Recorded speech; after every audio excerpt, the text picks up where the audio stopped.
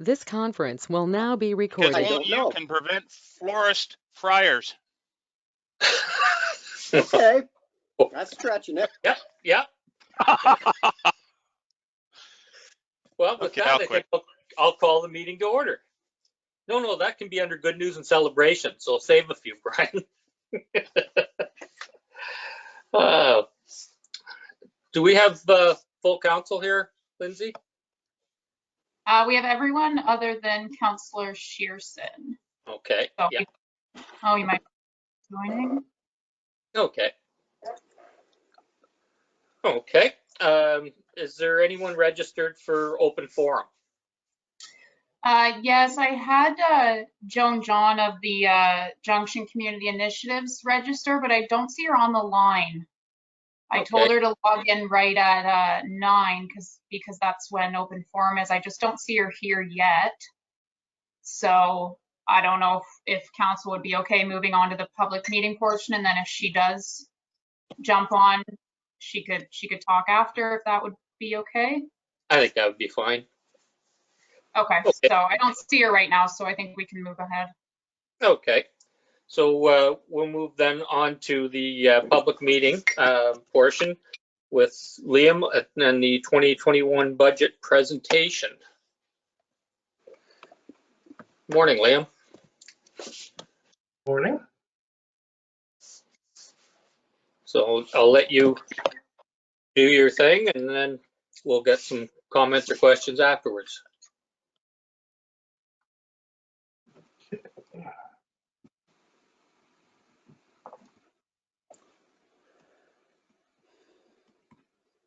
And just trying to separate my screens here.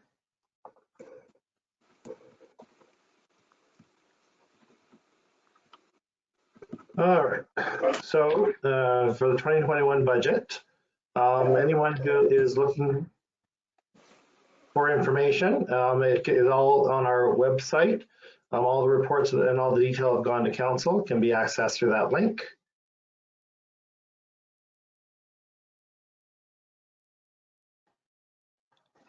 For the timeline, so we started discussing the 2021 budget in November with council. We started with the 10-year capital and special project plan. And then in December, we started talking operating and the overall budget impact. And then which was recommended for approval in 2021. And then subject to the public meeting today.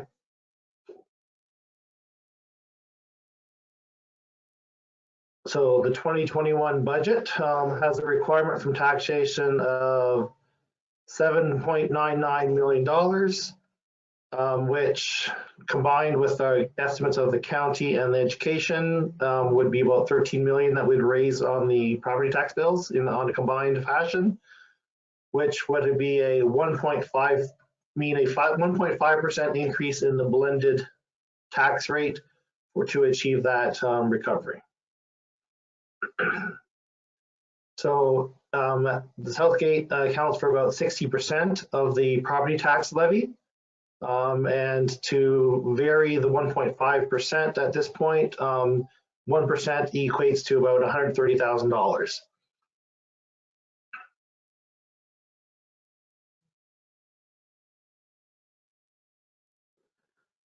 So the 1.5% high-level analysis, the main points are the wages for COLA and merit, increasing the service level of crossing guards. We have 2 crossings instead of 1 now.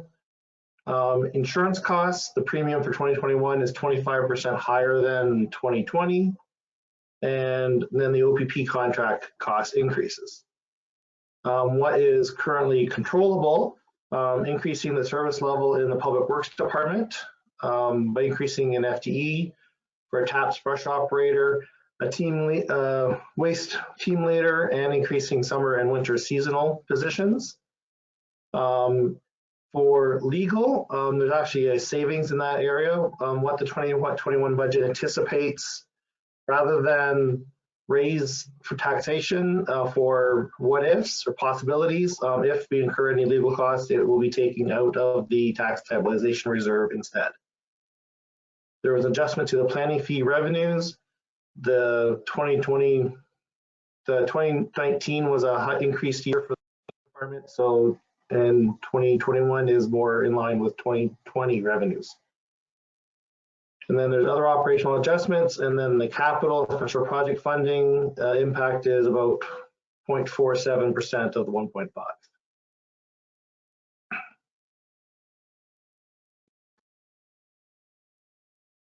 So just so the public knows, the tax supported services are majority of the services of the township on the left, and then the non-tax supported services being wastewater and water, which are user rate recovery models rather than tax supported. I will note that the building is listed as a tax supported service, as the township could subsidize that program. However, Southgate has chosen not to. So it is a rate recovered service. However, it could be tax supported if need be, which it has not needed to be and not expected to be.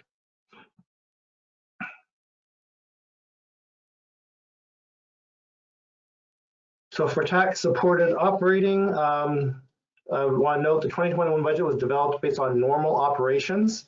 Any operating adjustments due to COVID-19 are to be tracked separately and identified, and if there are additional costs, the municipality has received a Safe Restart grant from the province to cover those additional costs.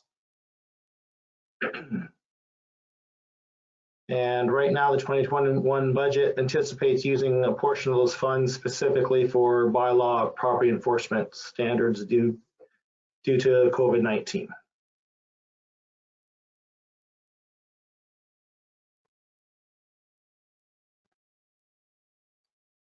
For capital, this is a summary of the overall where the capital is being spent in individual departments. For the detailed list of the projects, I refer you to staff report 2021-006, attachment 4, for the entire project list. And I want to note that the 2021 budget anticipates issuing debt of $925,000 in order to achieve that rate requirement from taxation, reduce the requirement from taxation in 2021.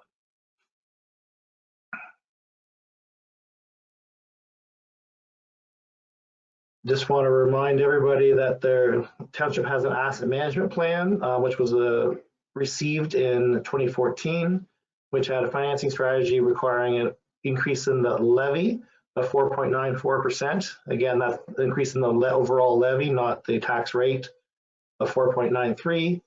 So the and that should say for 2021, the increase in the capital levy equates to 2.4%, which is about 48% of the financing strategy requirement, which is in line with prior years. And the township adopted a strategic asset management policy in June of 2019. They hired an asset coordinator and financial analyst in September of 2020, as there's a requirement by the province to update the asset management plan to include consideration for levels of service. And that update has to be done no later than July 1st of 2021.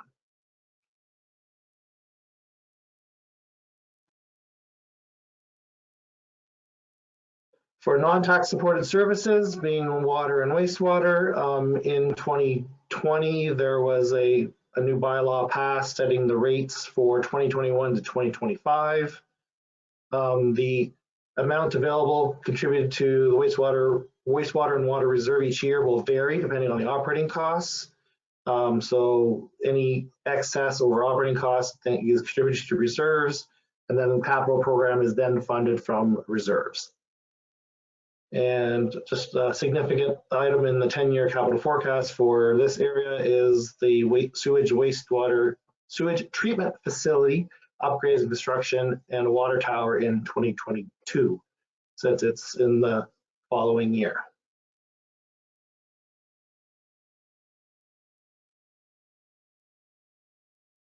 And that would be the quick summary of the budget. For discussions, we received only one written submission.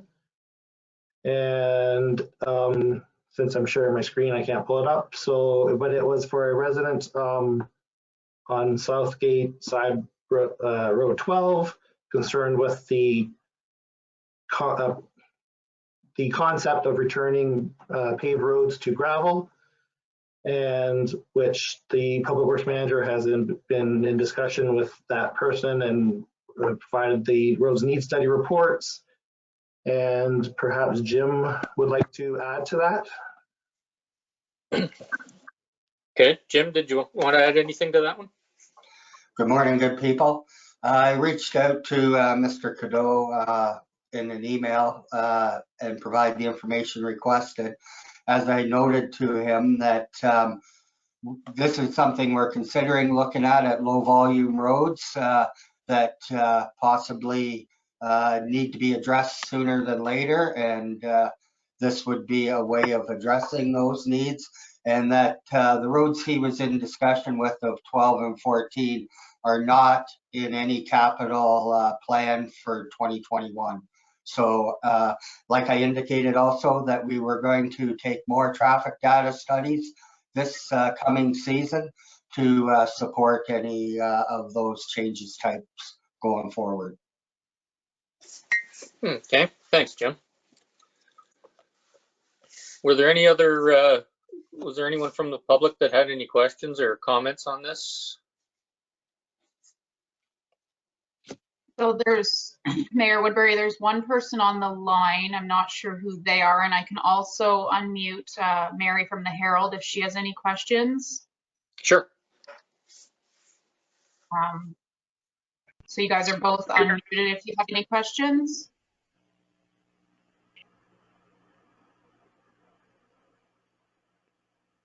Hello? I think I'm fine. Okay, thanks, So Mary.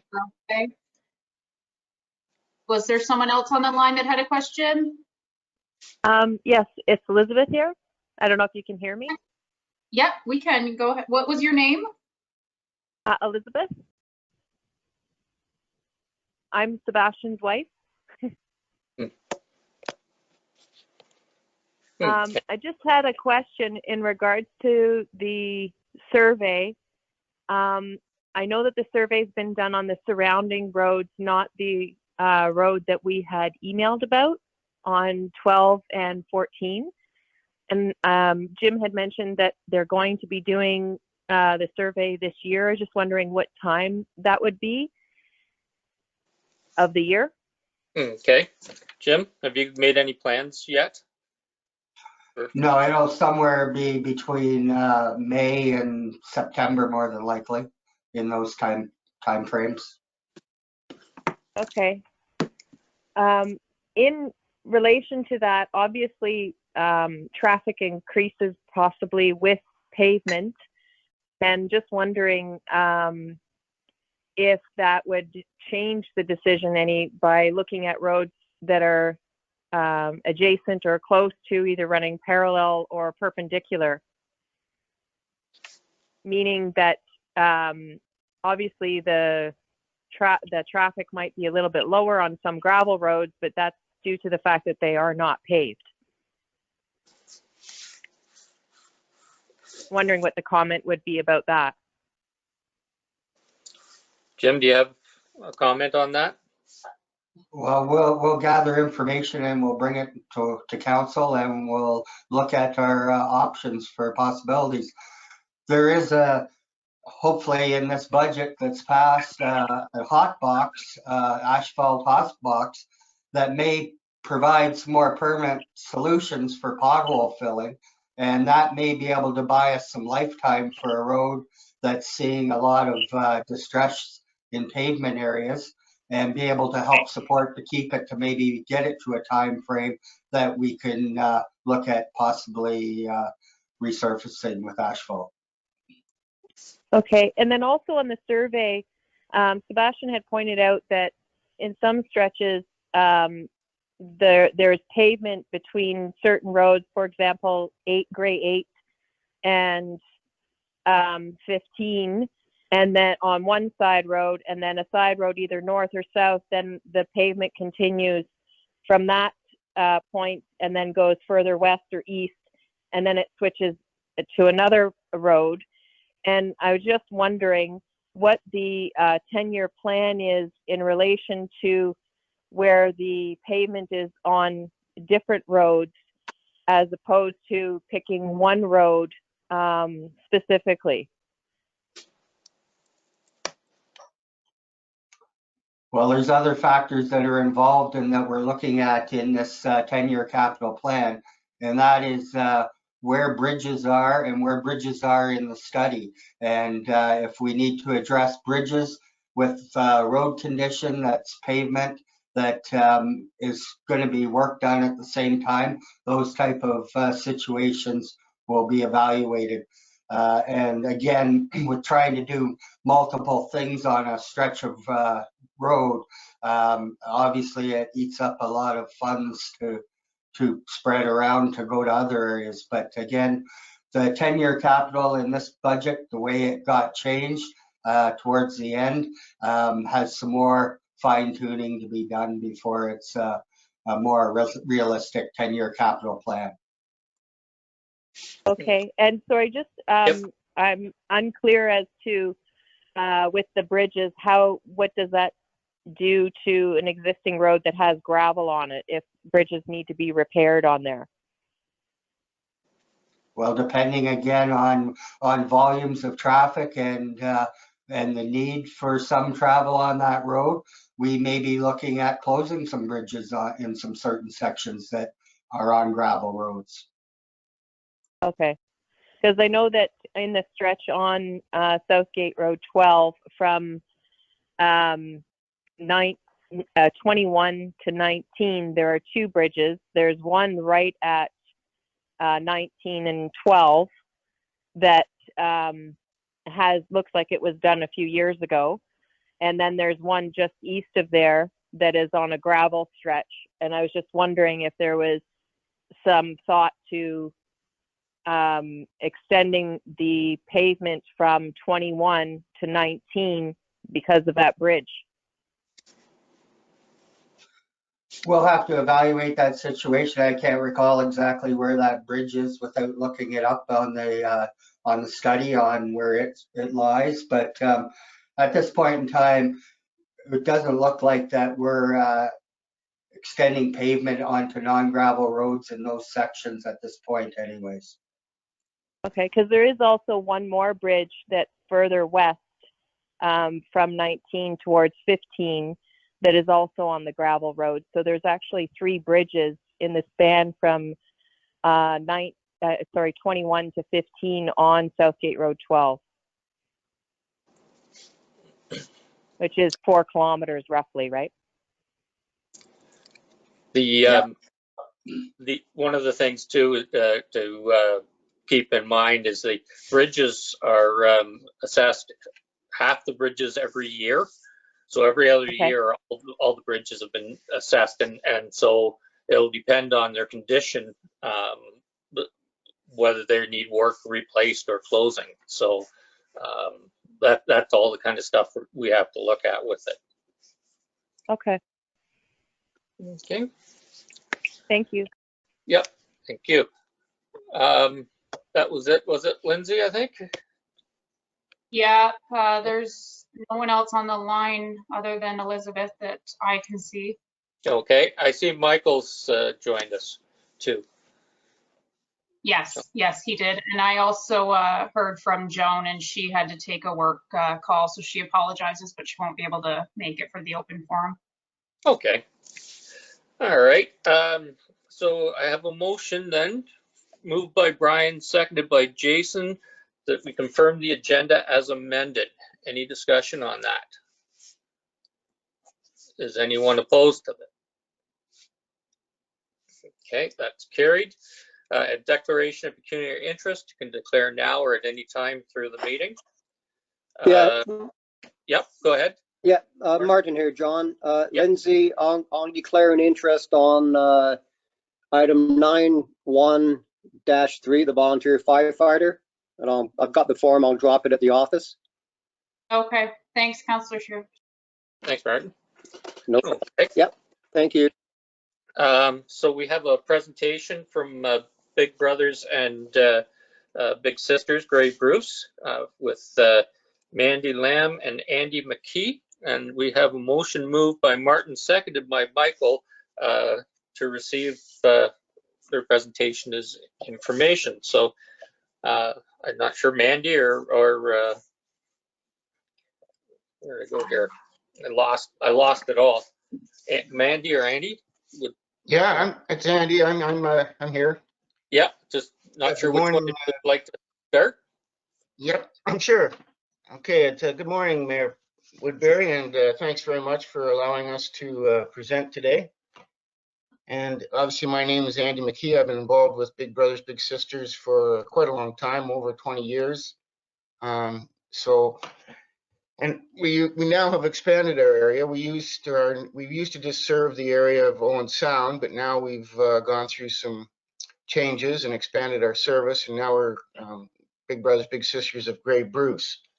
So that's the reason that for this deputation today is just to raise our awareness, to boost our awareness of our agency. And we do serve your area now, and if you're aware of anybody that requires a bigger little sister or would like to volunteer, Mandy will present and let you know how you can get in touch with us. Anyway, also another reason we'd like to talk to you is just to show, just maybe some of you are not aware of what our programs are and how we can strengthen your communities through serving the youth in those communities. And also to share the various ways that council in your community can support us.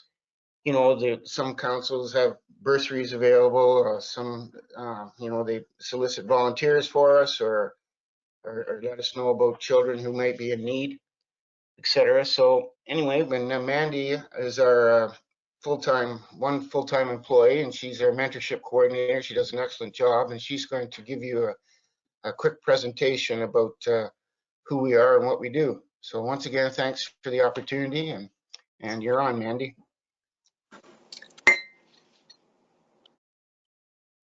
Are you muted?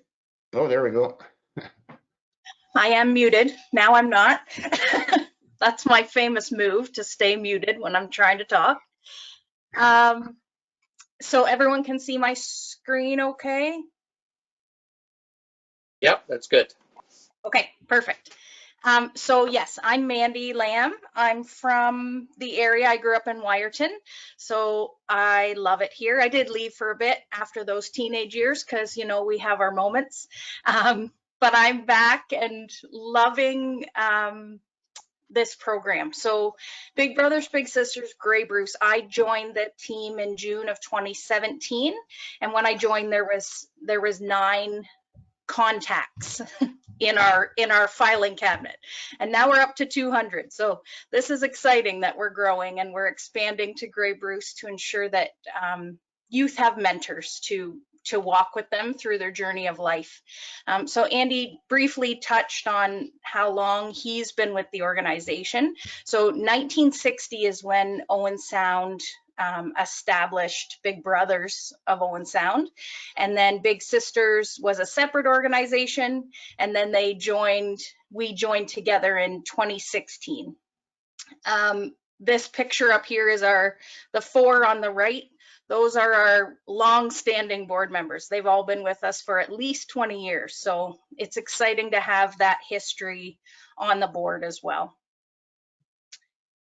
So the programs that we offer, the one-to-one program is probably the one that most people have heard of. So that's the traditional match where we match a big brother or big sister with a little brother or sister. We call them bigs and littles typically. And for that one-to-one program, they meet for an hour a week. And we ideally like for a 1-year commitment.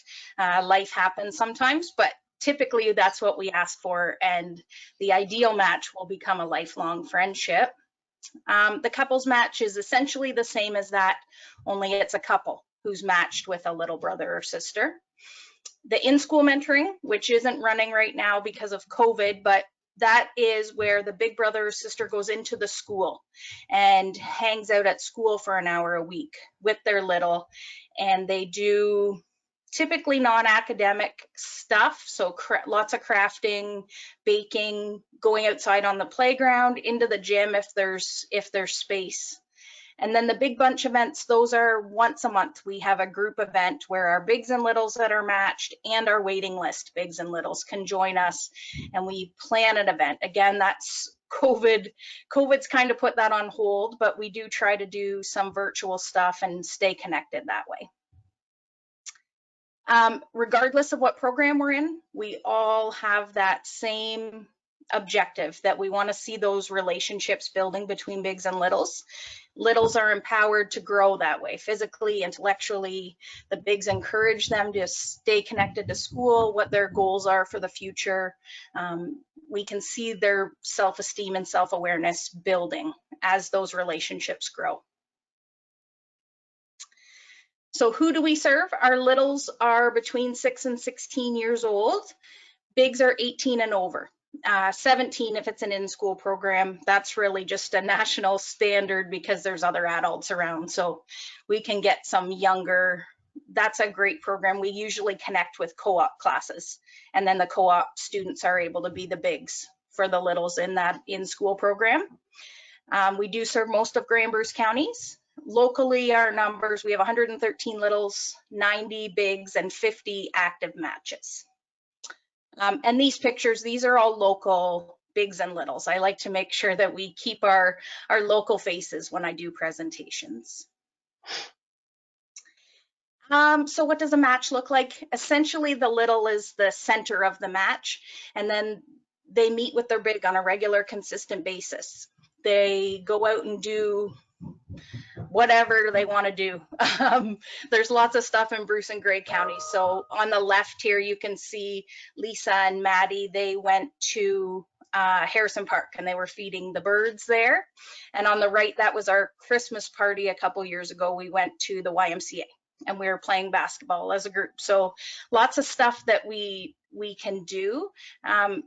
Parents and guardians are active parts of the match. So once the bigs and littles are matched, the parents are there sort of as a support, especially when the littles are younger. Obviously, the big connects and makes plans through the parent usually. And then my job, once they're matched, is to be a support. I check in with them once a month minimum, and get text messages all the time, questions, pictures. Those are my favorite ones, when they send me pictures of what they've been doing, pictures of their artwork, stuff like that. And then the mentoring effect. So why mentoring is important is essentially that studies have shown that kids that have adults that care about them and support them and sort of walk with them on their journey, they have all kinds of successes that come out of that, and things like not skipping school as often. Girls and boys are 2 to 2.5 times more likely to believe that school is fun, or to have those educational goals and see the benefit of it. They have less risky behaviors that they engage in. So girls and boys both show that they have less conducts like bullying, fighting, lying, losing their temper. They're less likely to engage in binge drinking, drug use, alcohol use. So teens who have that adult that's walking with them and sort of being their sounding board, it's just another voice that can kind of talk them through those hard days or talk them through those learning moments, not choosing those risky behaviors. And then my favorite statistics are these ones. So littles who have mentors in their life, they self-report that they're more confident, 92%, and 96% of them say that they're happy. 87% had strong social networks, they make more money, and they typically hold leadership, senior leadership positions. So 47% of them went on to do that. So we just like to remind everyone that we can ignite potential and we can be the spark for youth. So having that voice is a key piece to being a youth, especially in today's society. And that is the end of my presentation. I can answer questions. Lindsay, I'm not sure how to stop sharing on this program. That's okay, Mandy. I can take the controls back. Thank you. Okay. Great. Well, thanks, Mandy. So are there any questions from council? I can only see a few. I have one, John. Sure, go ahead, Martin. Good morning, Mandy. Liked your presentation. It's Martin Shipston here. I was just wondering, going through your presentation, it didn't have any criteria that you would like or request for the biggies. Would that be on your website? Just little things like, would you have to have a OPP check and stuff like that? Anybody seeing this on the website today might have questions. So if there's some place they can go to answer those kind of questions, if they want to become involved, would be great. So I'm assuming you have specific criteria for be a biggie, right? Yes, yeah. So our bigs and sorry, I got distracted. I have a side window open since I was screen sharing. Okay, so yes, when the bigs come, they will send an email to me. That's typically the easiest way, and they fill out an application. Then we do a 1-hour interview where we sit down and chat. There's a police check, a home check, 3 reference checks. So we do lots of that screening piece, but as long as you're, 18 and over, just reaching out to me, we can have discussion about what it looks like and kind of where the process goes from there. But for sure, you can email me or go on the website. Okay, great. Thank you. Thank you. Any other questions or comments from council? Mayor Woodbury. Go ahead, Barb. Good morning, Mandy and Andy. It's Barbara DeBreen speaking. Good morning. And so I just had a couple of questions about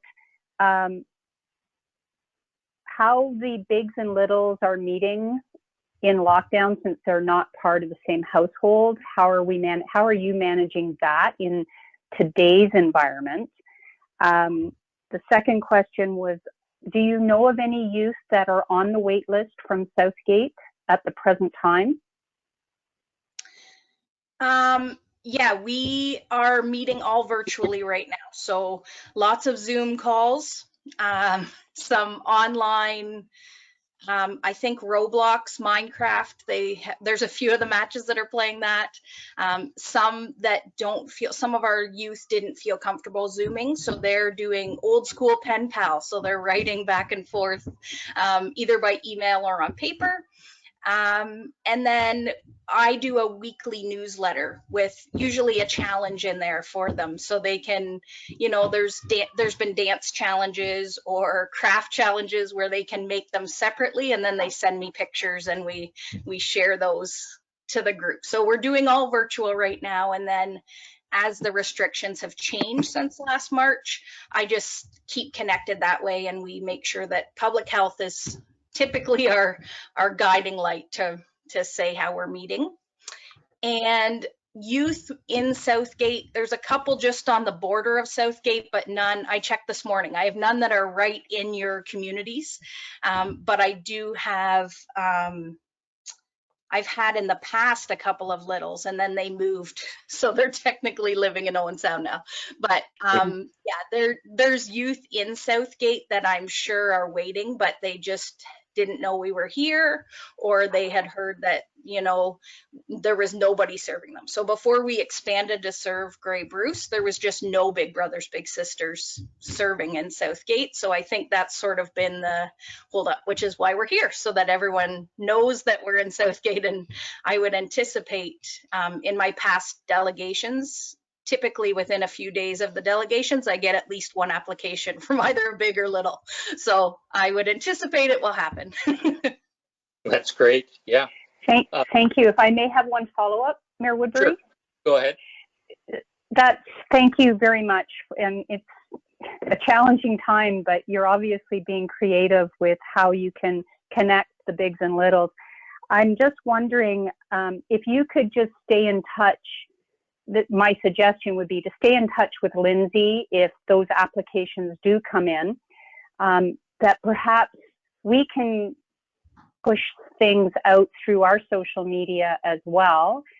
And I guess there's a question for our treasurers to whether or not, or you could reach out to Liam Gott to find out if Big Brothers Big Sisters would qualify for any of our grants, funds, program, which there's a deadline of December 1st, but you've got lots of time to get familiar with that. Those are just suggestions that I would make now, and look forward to hearing how our residents or we can get involved and support you. That's wonderful. Thank you. Thank you, Mayor Woodbury. Yep. If I can just, maybe some of the other municipalities are putting a link to our website on their own website.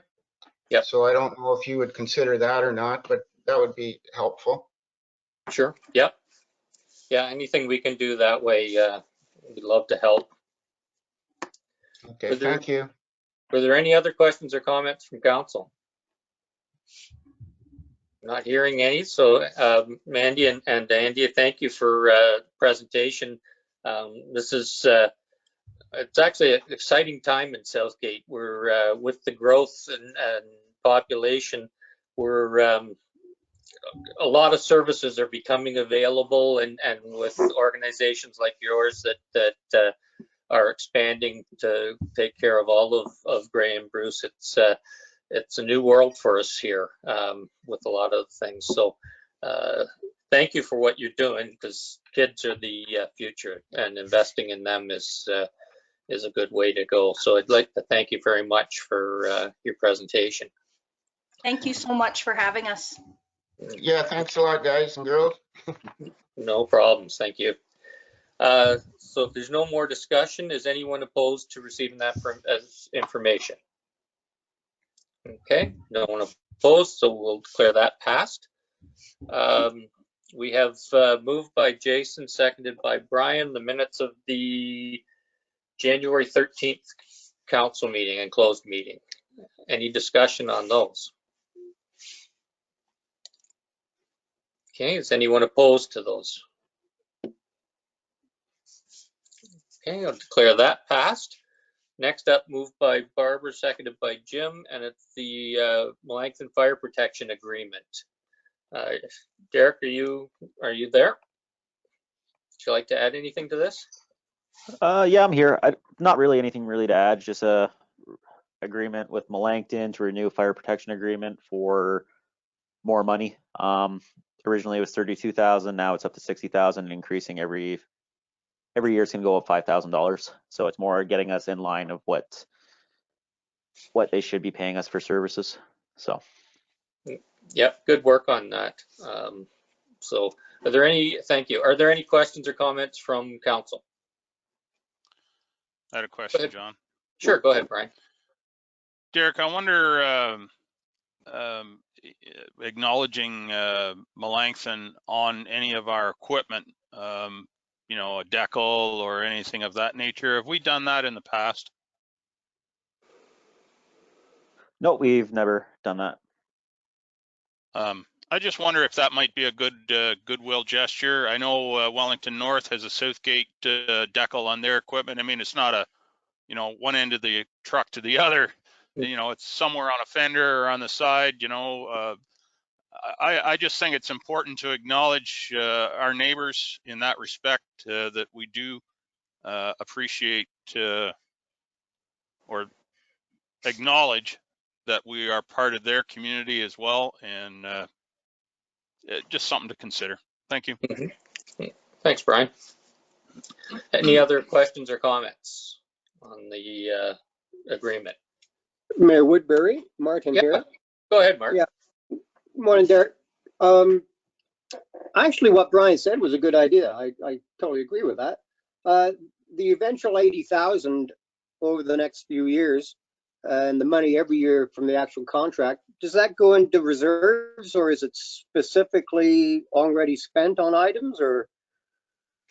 So we decided before they used to have the capital, a section would be for capital and a section would be for operations, and we split it up to them so Melancton could see what it actually would look like. Same time, it's going to be the same as previous, where we will put some into reserves. Some will obviously go to operations because it's fire department's an expensive business to run and a service to be able to send out there and cost recovery. So there will be a portion that goes into capital. So then we will be able to keep moving forward with our department purchasing equipment that is needed. Great. Okay. Okay, thank you. Any other questions or Thank comments? you. Mayor Woodbury. Go ahead, Barbara. Good morning, Derek. I don't disagree with Deputy Mayor Milne or Councillor Shipston. I think it's great that we would recognize our neighbors that we support and that also support us. I think that it would be worthy to determine the cost associated with putting those, whether it's like a stick-on metallic, a magnetic sign, or if it's a decal that can be put on the fire trucks. But would we not need to recognize West Grey, Grey Highlands, and Mount Forest, Wellington North as well, since we support them, even though there's not that contribution level? I'm just curious. I wouldn't want this to become, we spend the whole, by having to do Melancton, do we do the others as well? Need to be, fair to all. Perhaps we already do it and I just haven't noticed, haven't had to have a fire truck come to my house. So knock on wood. Well, there's still time. Brian, you had comment? Well, the reasoning behind my thinking was that Melancton's going to send us, in the order of $80,000 eventually a year. I don't know what decals cost, but I'm thinking $50 would buy you a pretty nice decal to put on the side of the truck, and acknowledging that we serve part of their community. In regards to Wellington North and West Grey, we don't do any of their community. Wellington North comes into Southgate. Southgate doesn't go into Wellington North. So I know when Wellington North's truck comes into Southgate, I know there's a Southgate sticker on that truck, and it acknowledges that they serve part of our community. I believe it's on the West Grey trucks as well. So that was the way that was going to work. I wasn't suggesting that we'd put a Wellington North sticker in our truck because we don't go into their community as a rule. Yeah, just for backup, and that would be it. Then Melancton may have some of their decals, whatever, in stock. They may just have one. So, Chief, we can leave that with you to have a look at. Yep, for sure. Okay. Any other comments actually about the agreement? Okay. Not hearing any. That was subtle, John. Very subtle. Yeah. That's one of my strong points, being subtle. I'll call the question. Is anyone opposed to receiving that for information? Okay, I'll declare that passed. Now we have the bylaw moved by Brian, seconded by Michael, and that's the Melancton Township Fire Protection Agreement. Any other comments about this? Okay, Lindsay, if you do the vote, please. Thank you, Mayor Woodbury. So recorded vote called for bylaw 2021-010, the Melancton Fire Agreement. Councillor Rice? Yes. Councillor Shipston? Yes. Mayor Woodbury? Yes. Councillor Shearson? Yes. Deputy Mayor Milne? Yay. Councillor Dobreen? Yes. Councillor Frew? You're muted, Councillor Frew. Yes. By a vote of 7-0, that's carried. Great, thank you. And thank you for all your work on that, Chief. That's well done. Next, we have moved by Brian, seconded by Jim, and that's the Fire Report 2021-003 Volunteer Firefighter Appointment. Anything you'd like to add to that, Derek?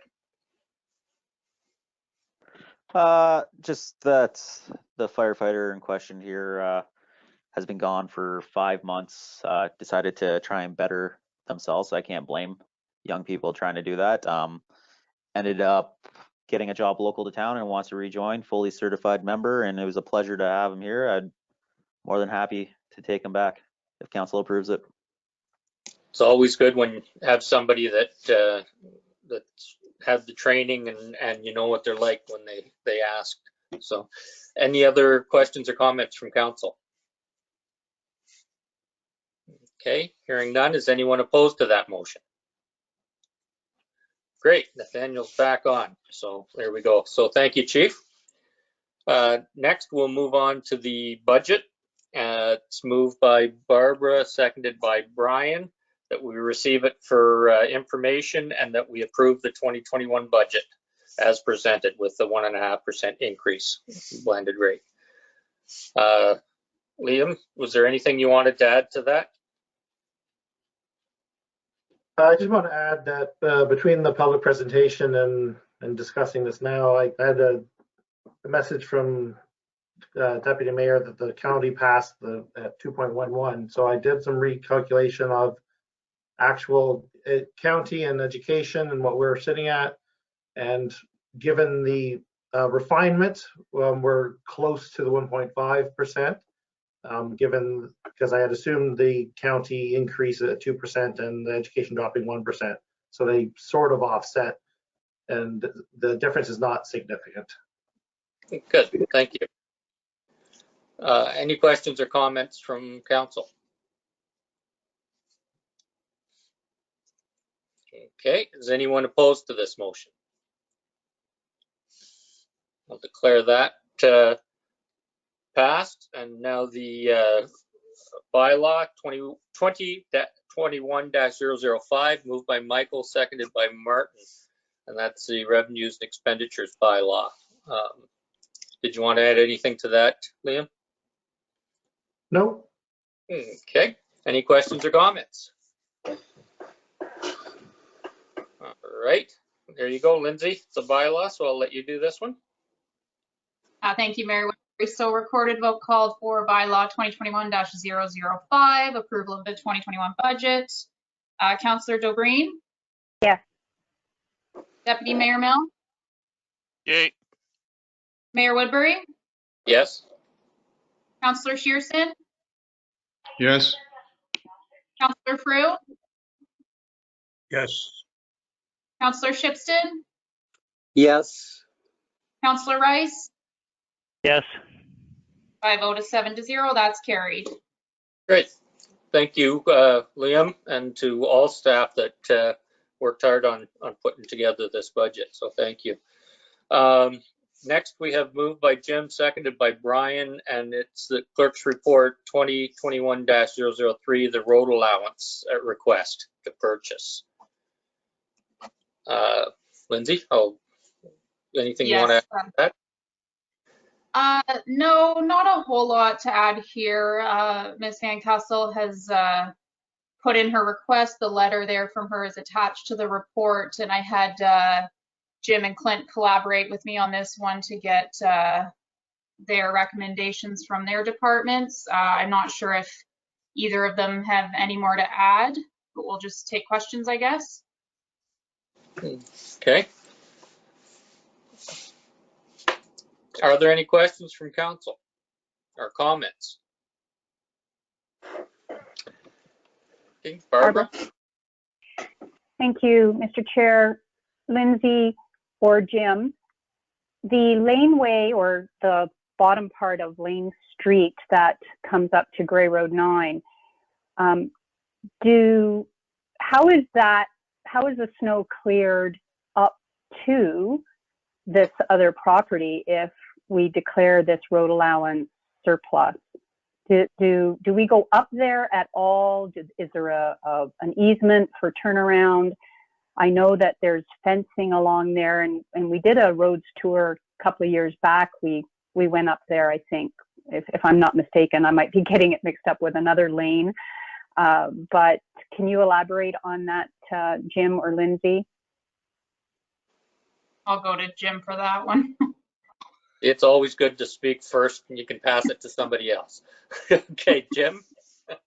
Currently in the past, we had our contractor there in Holstein do the snow blowing of those small streets that are narrow and too small to get equipment turned around and in and out. So, and with doing more of that service with our staff this year, with the tractor and the Bobcat, we are maintaining those.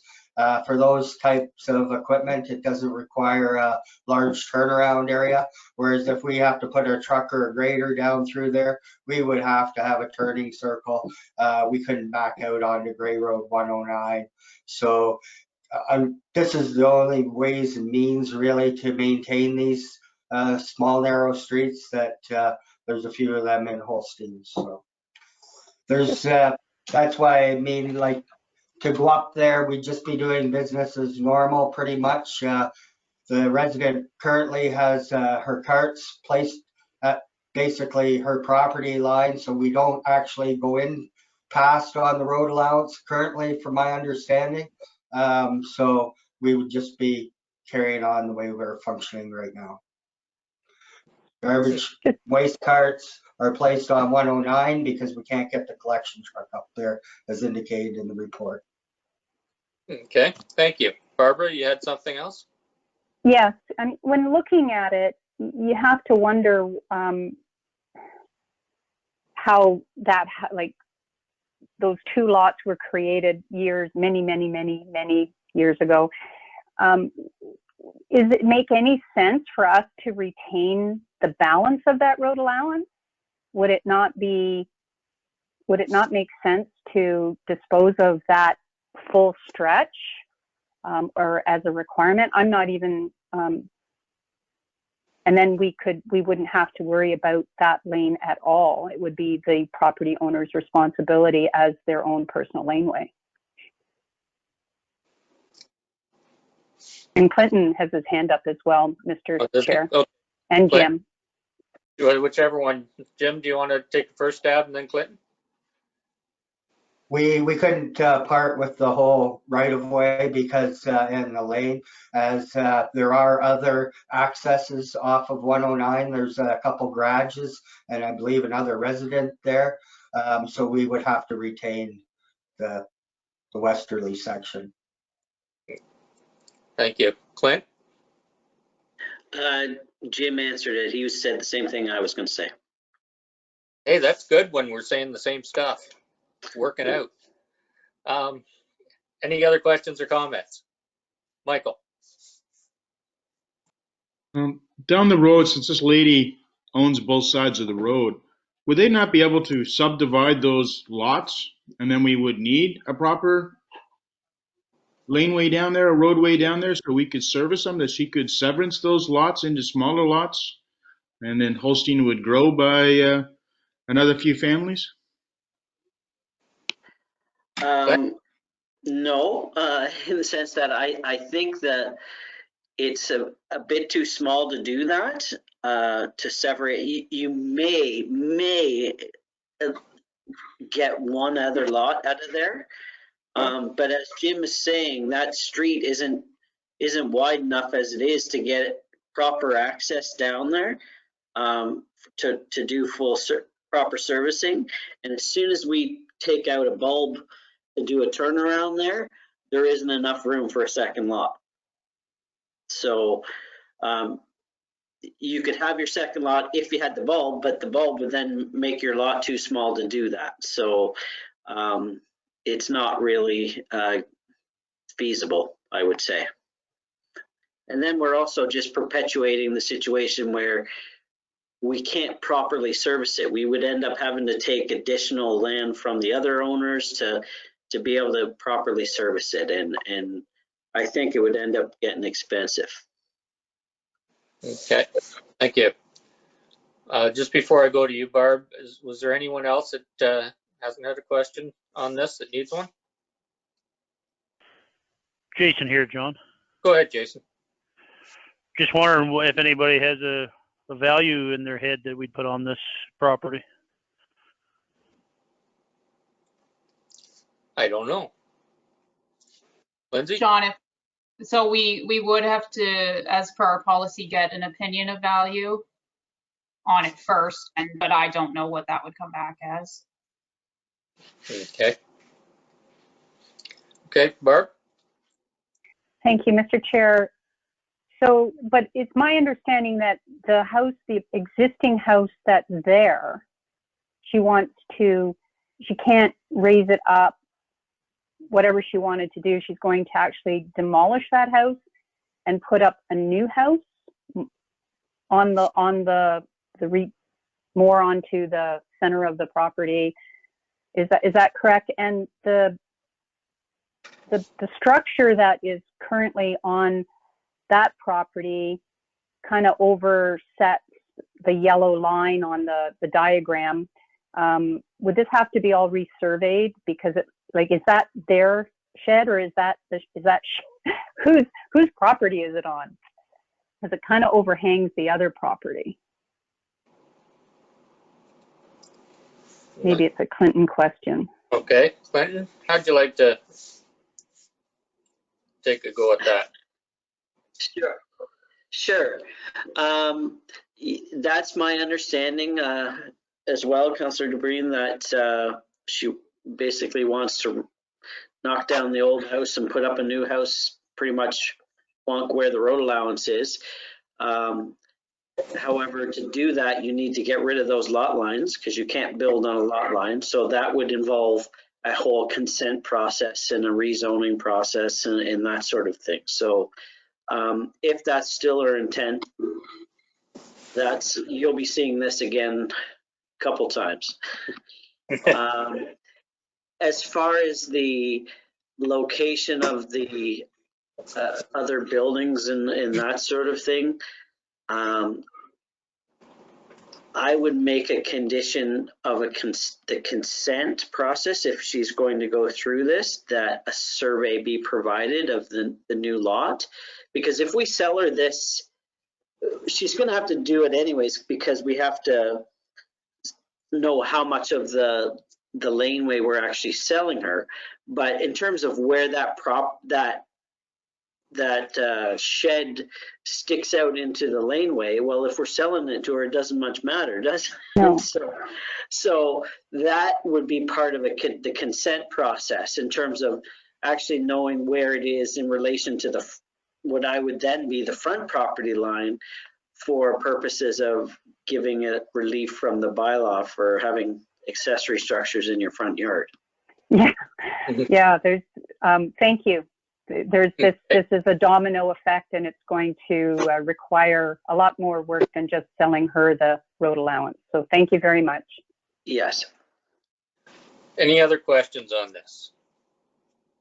So Yeah, one more, John. Sure, go ahead, Jason. How big are these lots? I can't just picture it here, and I don't see where it says anywhere. Are they an average lot, or are they a big lot, or?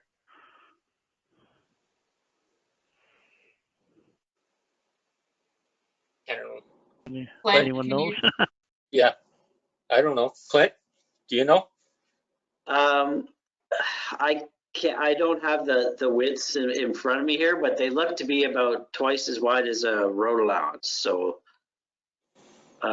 they might. I would guess half an acre each. Yeah, they're not huge. Yeah. Okay. Okay. All right. And so staff's looking for direction on this. Sounds like it'd be a good idea to go through with this and put the property up as surplus anyways, and go through those steps. What does council think? John, Mayor Woodbury. Yep, Brian and Martin. I was going to say, if Madam Clerk is looking for a motion to pursue the sale of this property or pursue the process of selling the property, I would make that motion. She can wordsmith it the way it needs to be done. Okay, super. And I'd second it. okay, well, Martin was going to speak next, so I'm just going to see if he was going to do that too. Well, I agree with this. I've had it known before that road allowances, shouldn't always be sold, but since it's by the look of the map with those other two houses, and there's no more development, it's going nowhere. So why not let the lady go through the whole process and get the survey and all the new lot drainage paperwork and go from there, as long as there's no more development from the residential lots, and it doesn't look it by the map. So I'm okay with it. We move forward. Okay. So is anybody against that? Okay, so the direction to staff will be to proceed. Is anyone opposed to the motion to receive it for information and for staff to go ahead with the process? Not hearing any, I'll declare that passed. Mr. Chair, just Yeah, one question with regard to the opinion of value. Will that be a condition of this process and it wouldn't be a taxpayer expense? Like, who absorbs the cost of the opinion of value? I know the survey would be the applicant or but in other instances, the successful bidder of the road allowance has absorbed the cost of the opinion of value in the survey. Yep, Lindsay? Yeah, so I will, with this direction, I'll bring a report probably to the next council meeting to declare it surplus, and in that report it would say that the purchaser was responsible for the opinion of value and all costs associated. Okay, thank you. If there's no more comments, then it says anyone opposed to that motion? I'll declare that passed. Thanks, Lindsay. Next, we'll move on to some of Dave's here. 9.4.1, moved by Michael, seconded by Jason, and that's the purchase and sale agreement in the Eco Park. Dave, did you want to add anything to that one? You're muted, but I don't, sometimes I'm muted when I go to tell people, so. That was the best part of my talk too. So anyway, I'll start again. These next three, just for expediency, are all the same. They're 2-acre parcels, and they're going to be basically all 4,000 square foot structures being constructed on them. And 2 of them will be for rental purposes, and 1 will be for the person's business. That's the all structural, or the MKSN. But other than that, I think they're pretty straightforward sales, and I'll entertain questions as we go through them. Super. Okay. Jim, I see you got your hand up. Yeah, the question I have, Dave, is it makes reference to extending the force main to accommodate these properties. Yes. So what we're doing is we're extending a force main to connect to these properties on Ida Street. The middle lot and the southerly lot would be connected by an easement, and they would bring out their connection to Eco Parkway. They will not be serviced off of Ida Street for water or sewers. The force main usually means a pumping station. Correct. So the pumping would be a requirement on the developer. Okay. The other question I have here is the 3 water connections. The developer's going to pay for those too. Correct. Good, thank you. Okay. We would bring the service to the property line on Eco Parkway, and they would connect from their property at the easement point. Okay, thank you. Any other questions or comments? Mr. Chair. Go ahead, Barb. Good morning, Dave. Thank you, Mr. Morning. Chair. Just a quick question about structures for rent. Is there anything in our planning process, because of the nature of the eco park, and we would not have any control over who they rent to or for what purpose those structures would be rented? We would still have the control of a site plan agreement. So that would control outside storage on the property. And what about odors or other noise? Because yeah, so these type of properties would not be generators of really odor per se, other than equipment firing up and warming up sort of thing. These buildings will be more contractor yards. There'll be small office area and storage for equipment for repair purposes and so on. Oh, okay. Thanks, Dave. Yep. Any other questions or comments? I have a question, John. Go ahead, Brian. Thank you, Mr. Mayor. Dave, I'm wondering, would it be worthwhile to put a condition or put a condition on that no extensions to the 2-year rule of getting a building permit will be provided? I am quite frankly sick and tired of people saying they're going to buy something and they're going to do something, and then they come back in a year and a half and say, oh, well, we've got this, we've got that. We need a 2-year extension, and on and on and on and on it goes, and nothing happens. Should we say right from the get-go that no extensions will be provided? Okay, so I mean, our control is if they don't get at it and start developing the property, within 3 years we take back the property. Is it not 2 years? No, I think it's 3.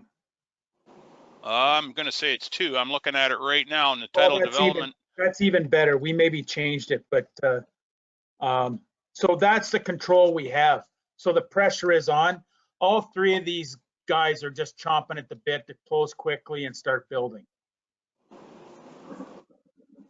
Okay, I'll take it on a matter of faith that that's true, but I have not seen that in the past, and like I said, I am getting sick and tired of this. I want to see stuff, shovels in the ground. I want to see walls built. I want to see stuff happening.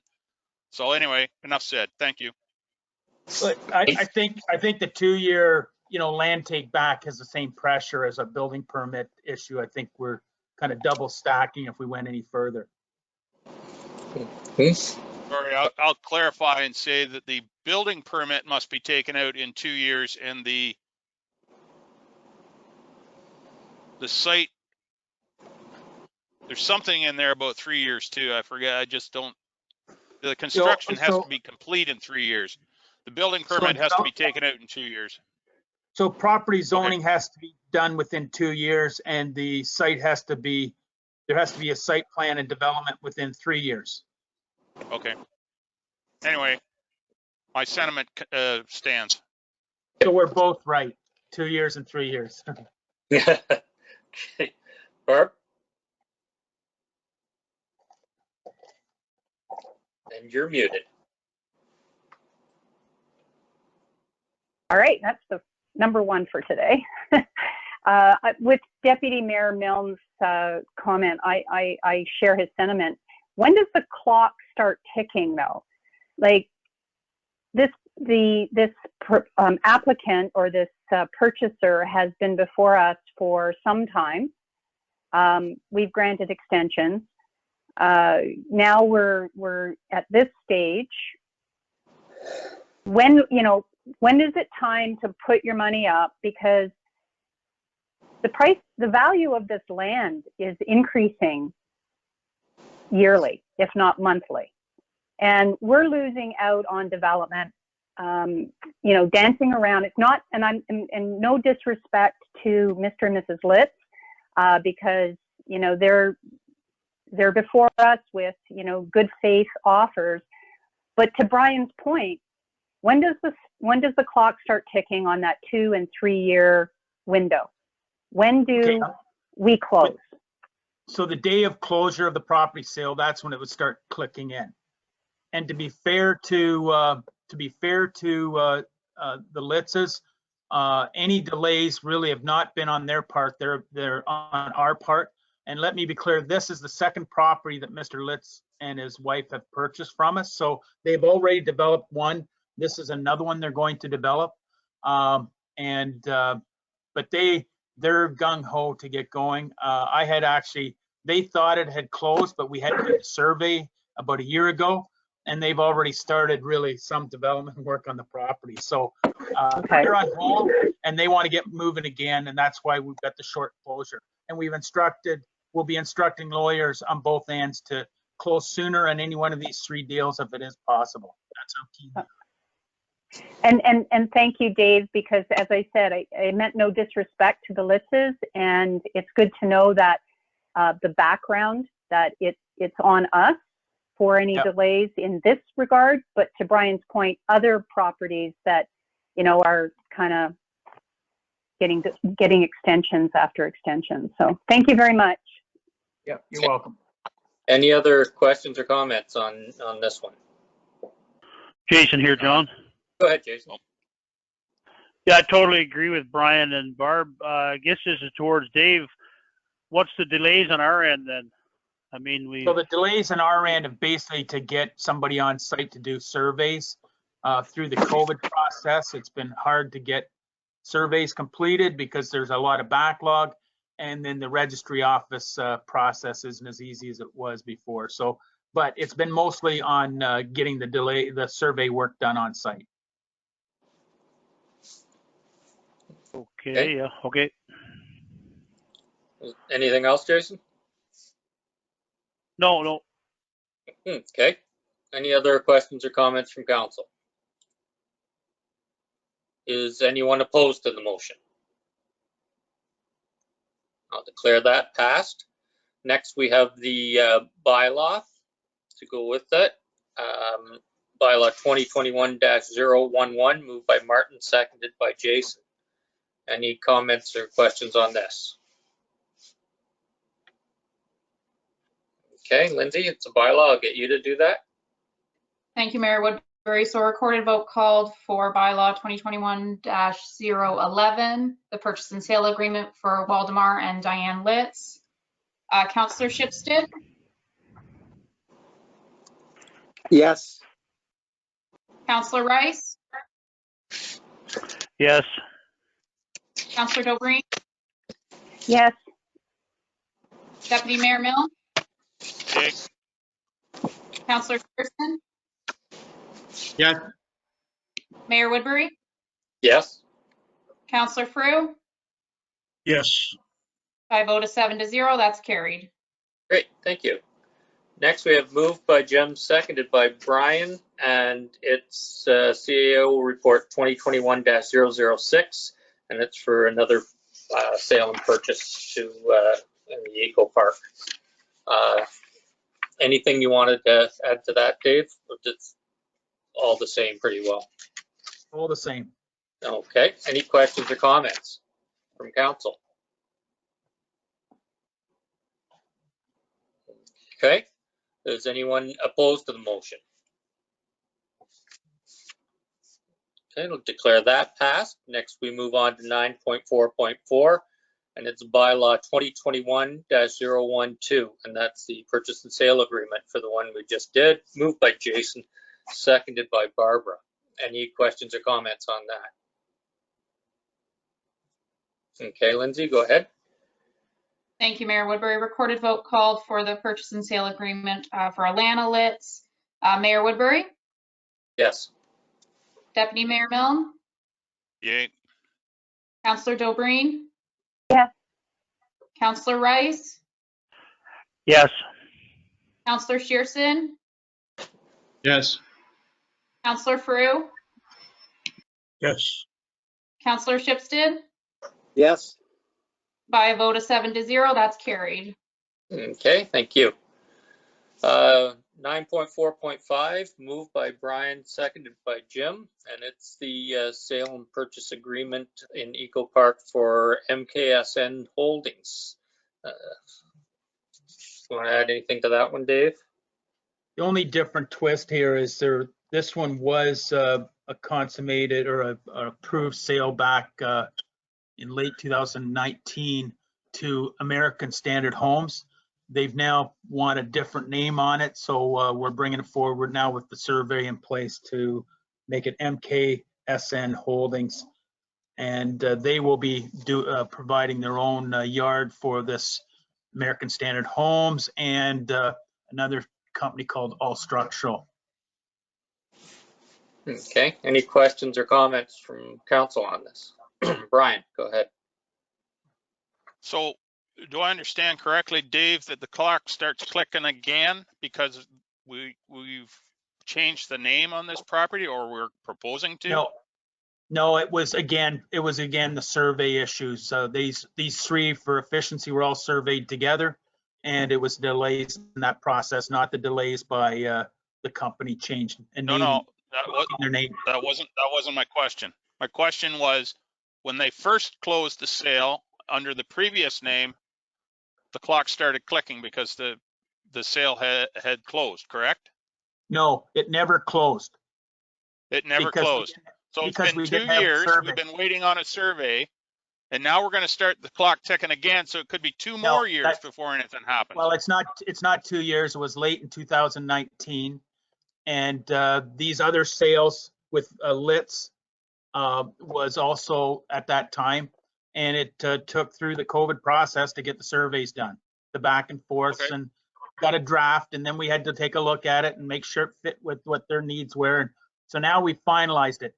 Oftentimes in the past, we've got the survey after the fact, but during this time, it was just not possible. Okay, thank you. Okay, any other questions or comments?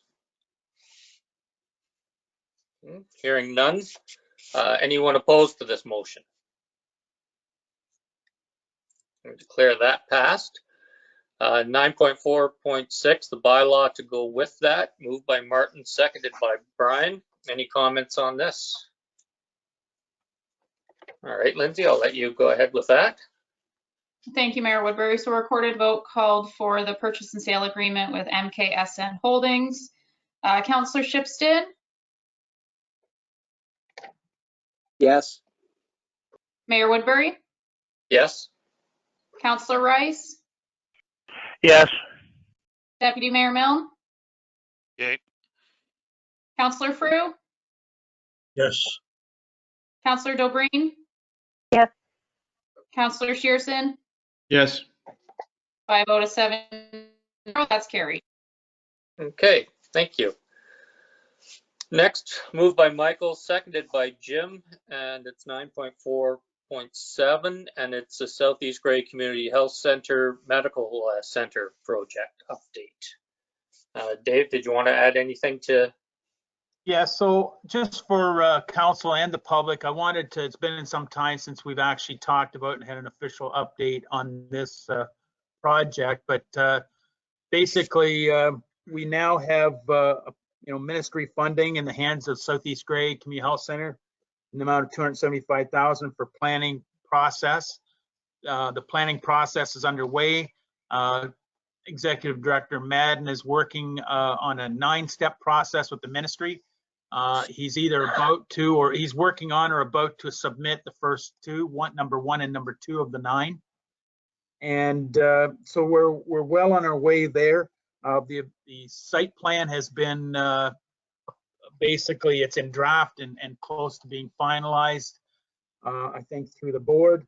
And the environmental assessment on the property has been done, and a draft survey has been done of the property and has been approved by the county, Southeast Grey, and ourselves in relation to all the parcels of land.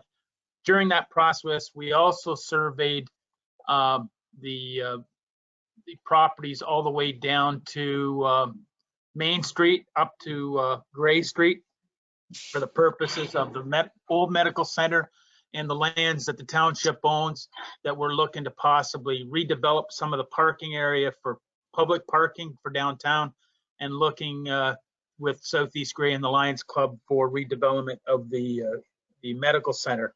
At one point, it was assessed by Gray County Housing, but the cost to convert to their type of housing was going to be too great. So now we're exploring other options for that property in concert with dialogue with the county of or the Lions Club.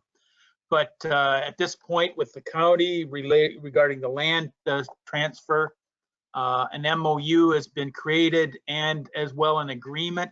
The MOU sets the basis for the agreement, but they're both in the hands of the county lawyer to get that in place, and we're hoping within 30 to 60 days to have 30 days to have the MOU and 60 days to have the agreement before council, our council and county council for approval.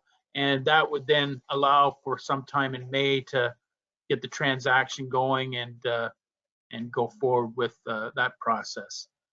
As far as our project work, Clint will have to do some official plan amendment.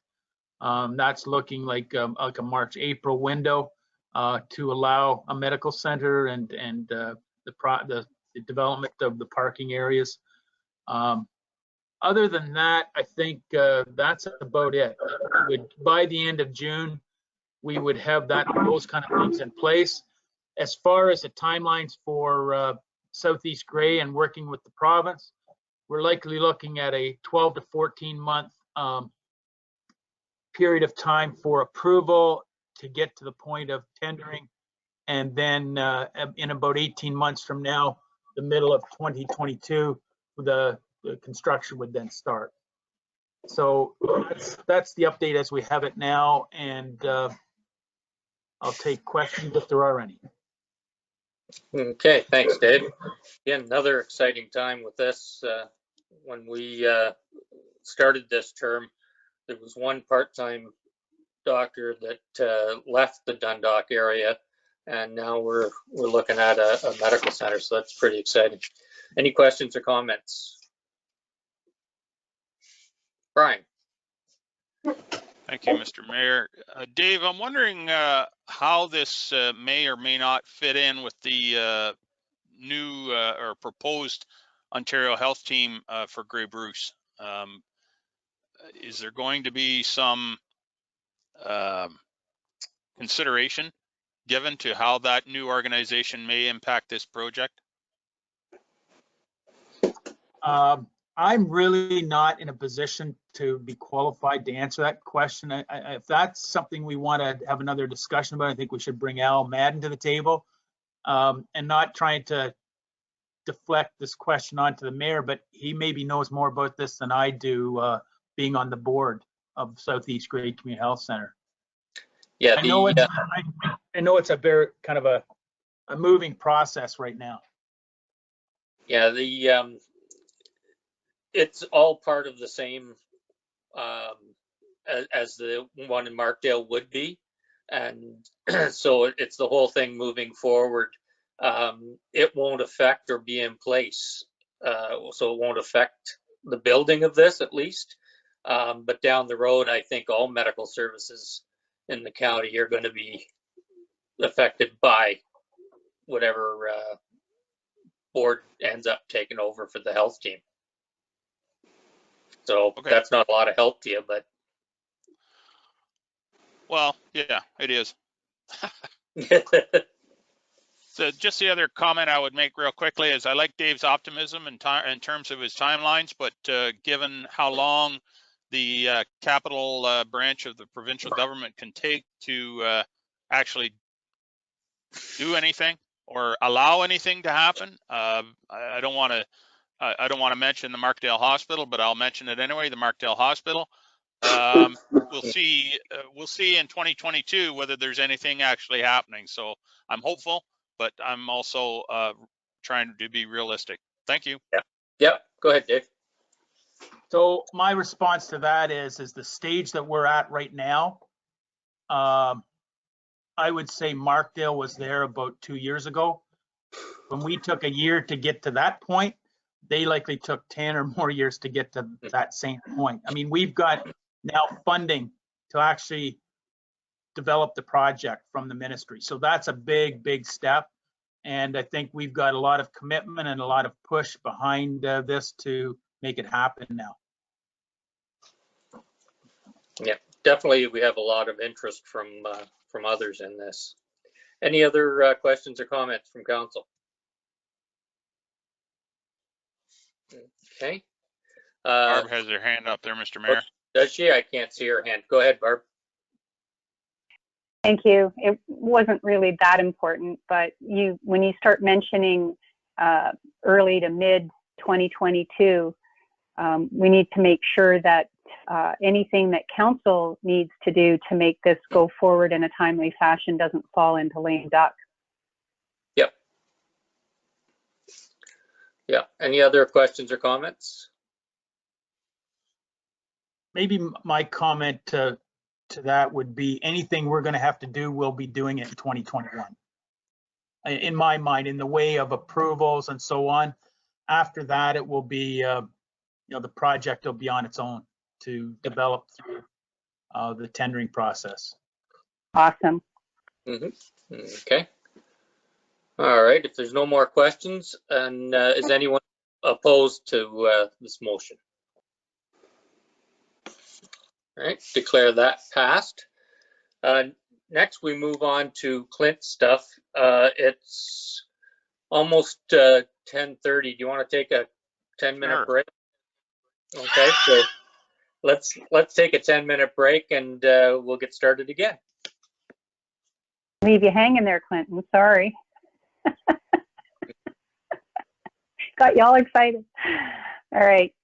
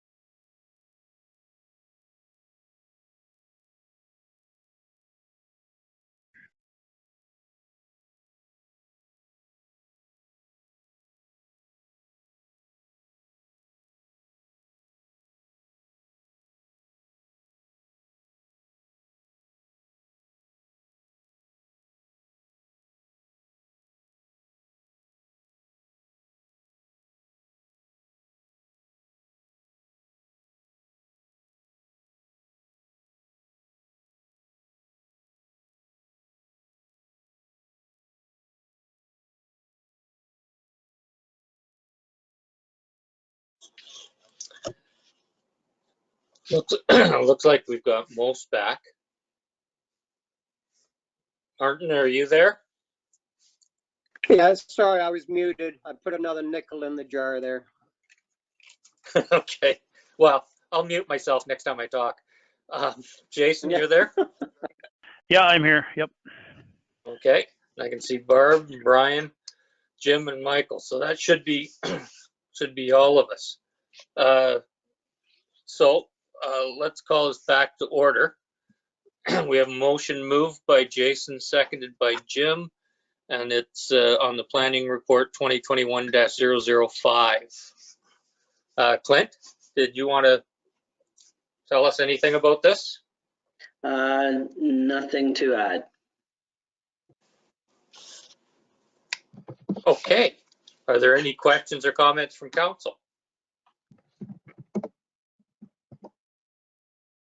Sounds like council has nothing to add. Is anyone opposed to this motion? Okay, I'll declare that passed. Next is the 9.5.2, the bylaw to go with it. Any questions or comments about that? Oh, and it's moved by Martin, seconded by Michael. Okay, Lindsay, all yours. Thank you, Mayor Woodbury. So recorded vote called for site plan 18-20 NJM Machine Inc. Councillor Frew, Yes. Deputy Mayor Milne, Yay. Councillor Rice, Yes. Councillor Tipton, Yes. Councillor Dobreen, Yes.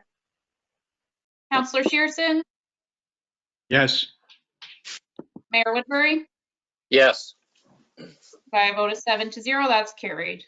Okay, thank you. 9.5.3 moved by Brian, seconded by Jim, and it's a site plan 19-20 halfway fabrication. Do you have anything to add to this one, Clint? Not really.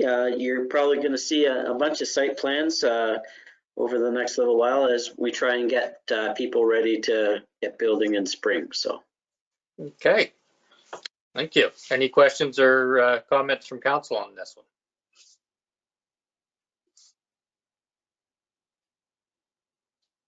Okay, not hearing any. Anyone opposed to this motion? Okay, I'll declare that passed. Next, we have the bylaw to go with that. Any comments on that?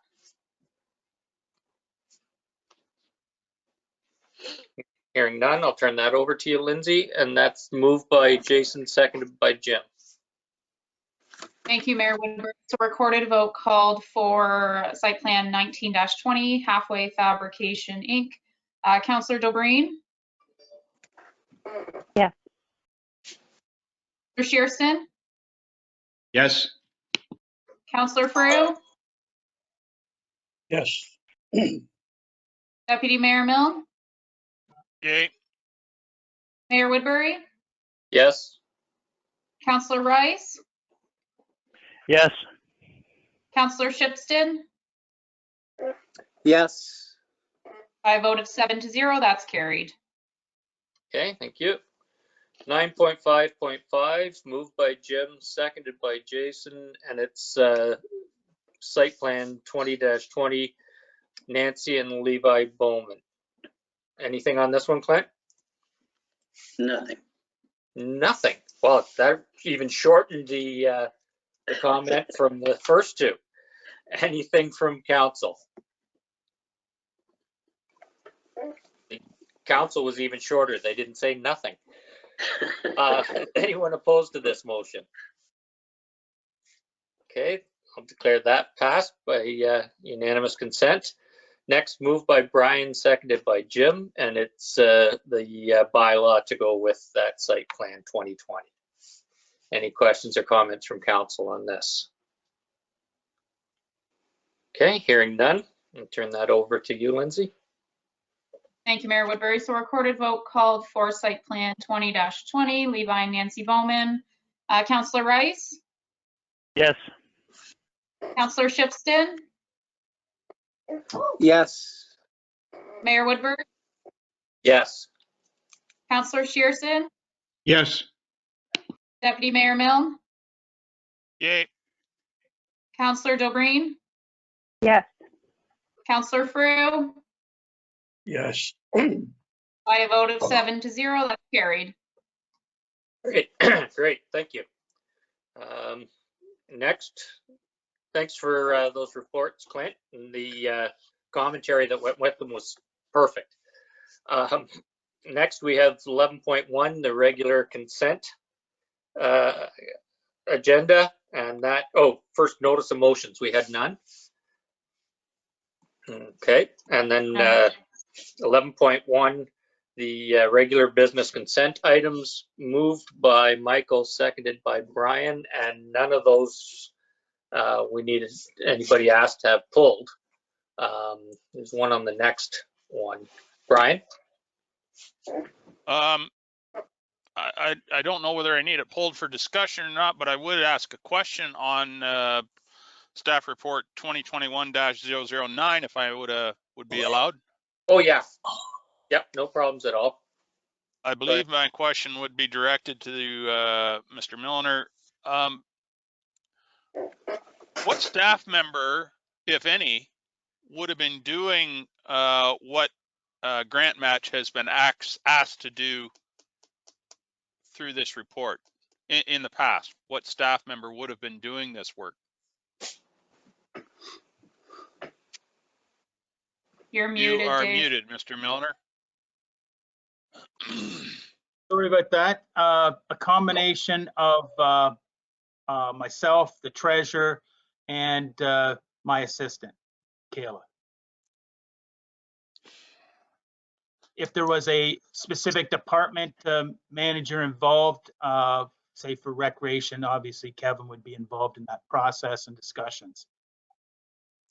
So if I understand this report correctly, Grant Match has been asked to review all of these various capital projects to see whether they can be of assistance in seeking funding. Is that correct?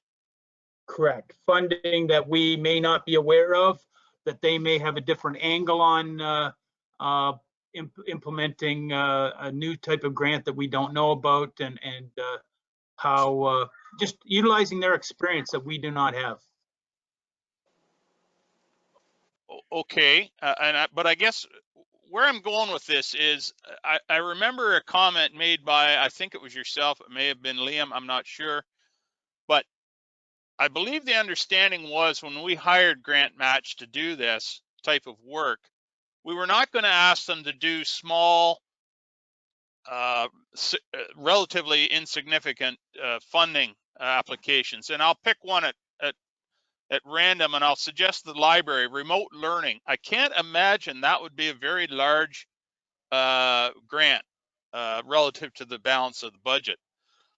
So I'm just wondering, why now are we starting to ask Grant Match to look at this one in particular?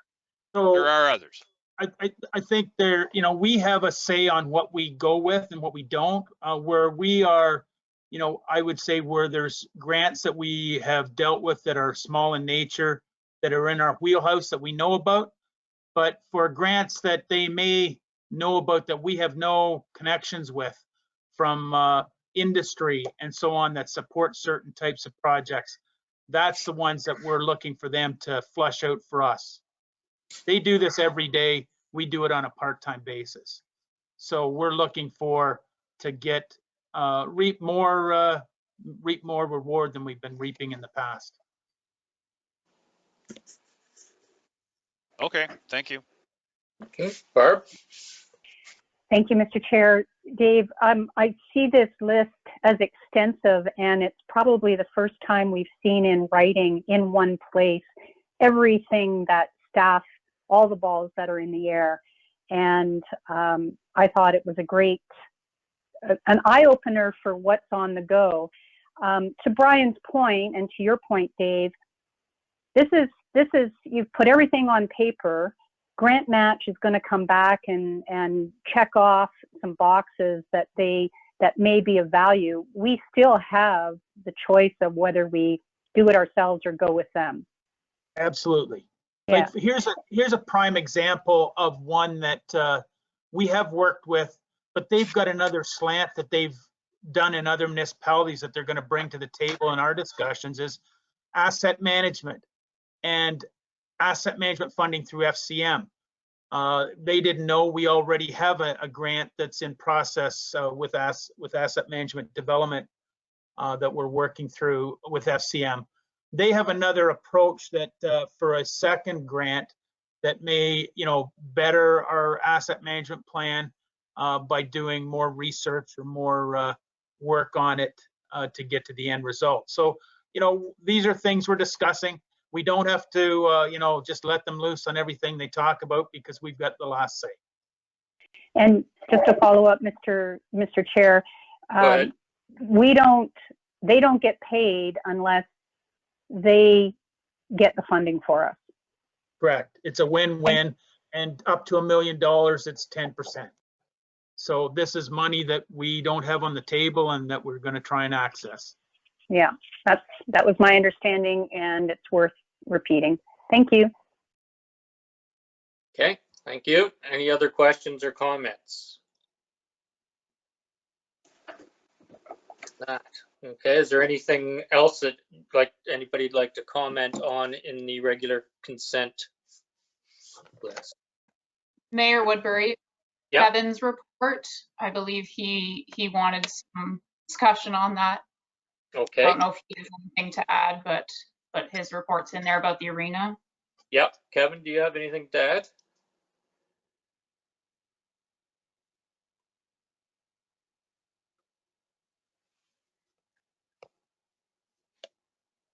Getting there. Yep, there you are. Oh, I'm on, I'm off, I'm on, I'm off. There we go. Yeah, the reason for this report is more to kind of get direction. So I guess when I wrote the report, I kind of left out the recommendation, need direction. So in the report, yes, the stay-at-home order has been extended to the 11th. We've been holding the ice in since the 26th, at basically costing us around $100 a day. Now the last couple days when it's minus 18 degrees, that's certainly been helping us, but we're sort of gambling on what we're doing here. If the lockdown's lifted, we'll probably make about, we could generate 20,000 in revenue. If it's not, we're extending our costs. So it's kind of a gamble on what we're doing here. Some facilities have pulled their ice out. Durham's gone, Meaford's gone. A lot of them have pulled it assuming that there isn't going to be any more hockey this season. So I think what Dave was kind of looking at, it's a pretty big decision for me to make myself, I think, in the community eyes. There are people that are pressuring us for hockey, and if I make that decision to pull the ice, then it all comes back on me. I'm not afraid of making that decision, but it does just generate a lot of backlash on making this decision to pull the ice or to hold the ice. So again, holding the ice, if we never go back and play, the longer we drag it on, it's costing us about $100 a day.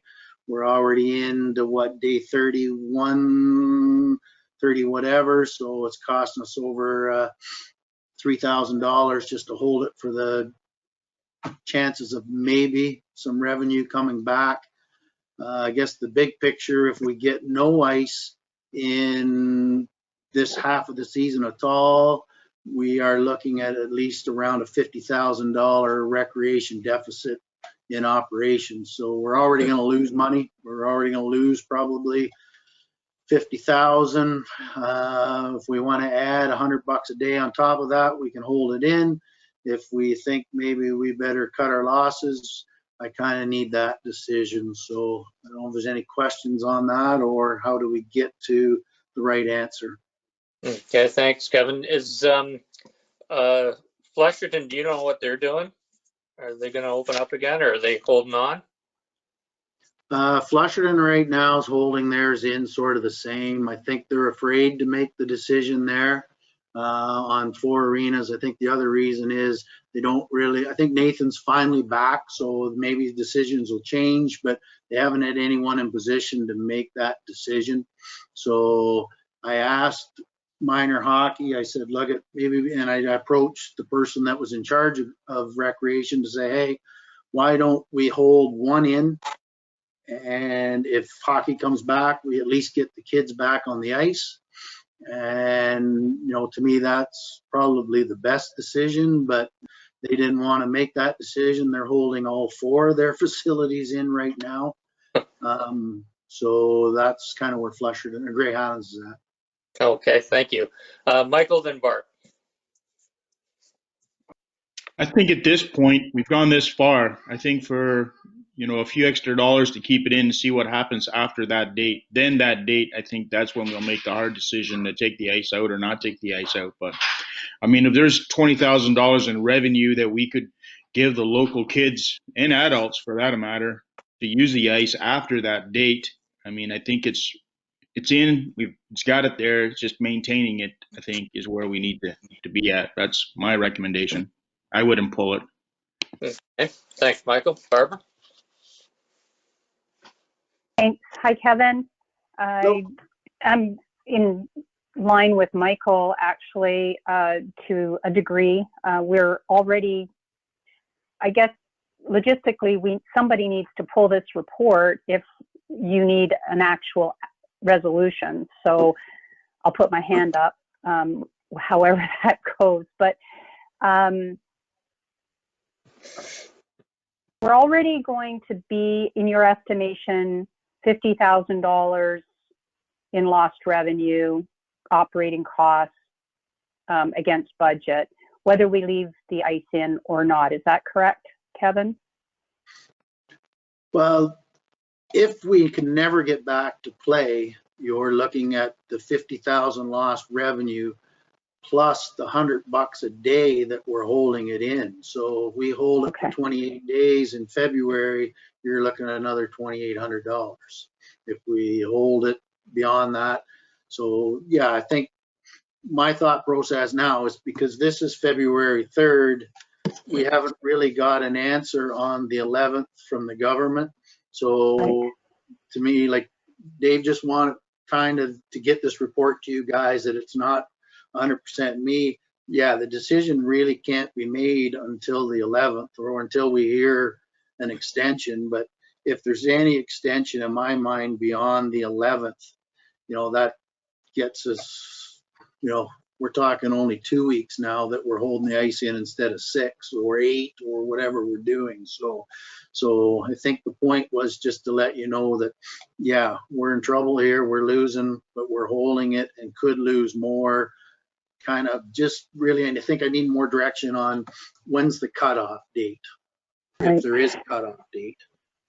So if I may, Mr. Chair, just to pull it all together, we're waiting on the province February 11th, but we don't meet again until the following week. So now we're behind again. So you're looking for direction from council. If the lockdown, if the stay-at-home order is extended past February 11th, then, and we can also rely on our own public health because we've opened our schools where others haven't. Are we pulling the ice or shall we leave it in? $2,800 in the $50,000 scheme of things. I think there's COVID money, isn't there, Dave, still available to cover those losses, or have we factored in any of those losses as a result of COVID for any funding that we may have gotten from the province? Yeah, so we would consider those after we've incurred the losses. We did consider covering those costs from those kind of funds. Well, I would like to see us leave the ice in, since Deputy Mayor of Grey Highlands was so proud of themselves for getting ahead of Southgate, and we're not holding 4 arenas. I agree with Michael. If we can hold off and in the hopes of giving our children some ice time, I'd be supportive of that when we have the opportunity to recoup some of those losses as a result of COVID. And I'm not sure how to word that. Maybe Dave, maybe you have a different opinion, Dave. I'd like to hear that as to whether or not what's the drop dead date that we pull the ice out. I think that's what you're looking for, Kevin, is we'll leave it in until we hear, and then once we hear, we have to make a decision, and we may not be back at the table in a timely fashion to make that decision. Is that correct, Kevin? Yeah, like that's because of council waiting and delaying to the 3rd. If, you know, originally when the stay-at-home order come in, that would have been the time to really pull the ice and make the decision. You know, and probably at that point, I would have made the decision to pull the ice myself. Just knowing the cost and knowing the gamble we're kind of taking on this. But now, because we've put it off to this long, yeah, I would suggest that if it's extended beyond the 11th, there's not much sense, because if it's 14 days beyond the 11th, we're into the 1st of March. You've got March break in there. We might get some revenue out of that, but we could extend into April, but April's a funny month, because if you get that beautiful first spring week in April, and like we've been cutting grass in April, we're not going to get too much interest in playing hockey, I don't think, at that point. So we are fortunate that our system is set up to reduce costs. Our brine pump only runs when it comes on. Some facilities, the brine pump runs 24/7, so they're looking at about $200 a day in hydro costs. So, you know, we are set up fairly decent to not, you know, we're not losing as much as some other ones are. So Okay. yes, I think to answer your question, I think at this point, I might as well wait and hear what the announcement's going to be. Well, we meet again on the 18th, correct? Is it the 18th, Lindsay? 17th. 17th. So that's before the February 19th in your report, recommendation based on certainty of February 19th. But, you know, our health unit might have a different perspective. And if Wiarton Willie has anything accuracy this year, we're supposed to have an early spring. So Dave, you were going to give us some counsel on that? Yeah, so I'm glad Kevin brought up the April thing, because I think there's a lot of you know, interest in using the ice and so on, and I think people are very, very keen. I know there's some outdoor facilities being created to have hockey, you know, for families and so on. But the other thing I'll maybe correct is I don't think we should ever guide ourselves on being behind. I think we're always ahead of the deputy mayor of Grey Highlands, and if he's listening, that's fine too. But anyway, I think it would be wise for us to, you know, have this same discussion on the 17th and then make a decision when we have more information. Because I know it's a very difficult one, and we want to, if we can use a service after the 17th, then let's keep it in, and if we can't, then let's make that decision too.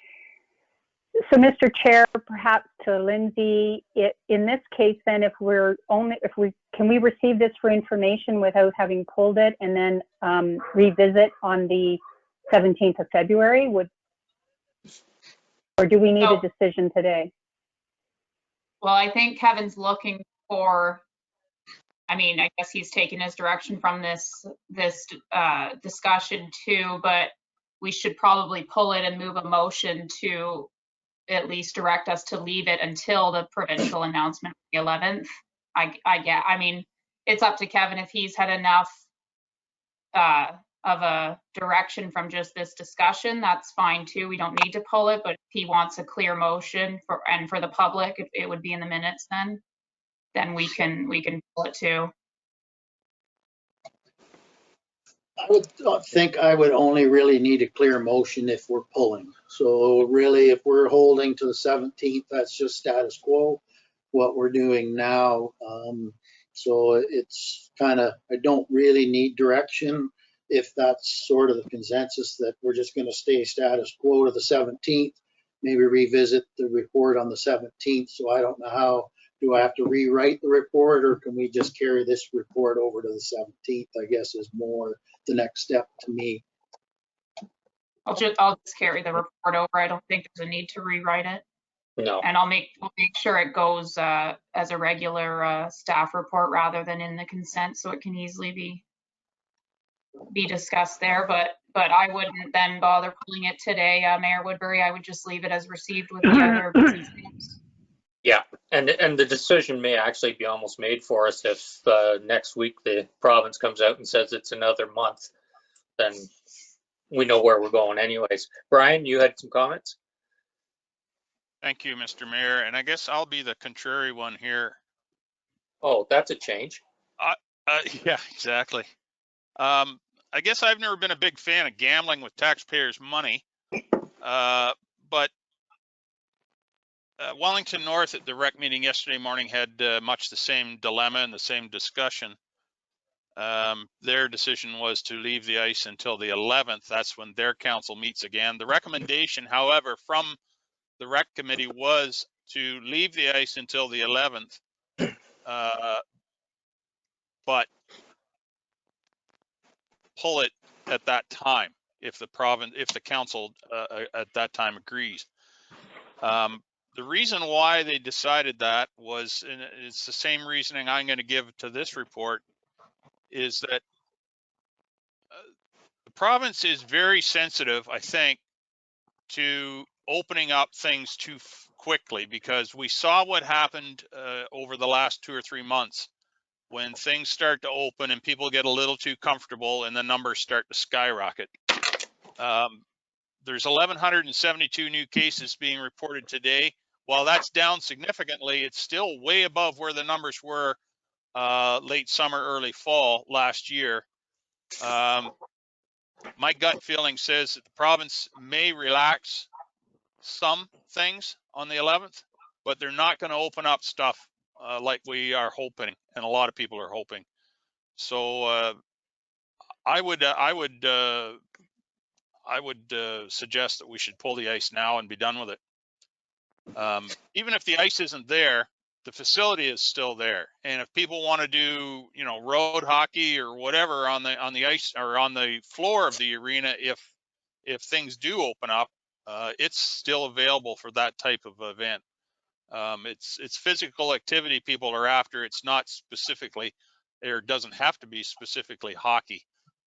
So I would suggest even that taking the ice out makes the facility a lot more accessible and a lot more flexible to other events, to more people.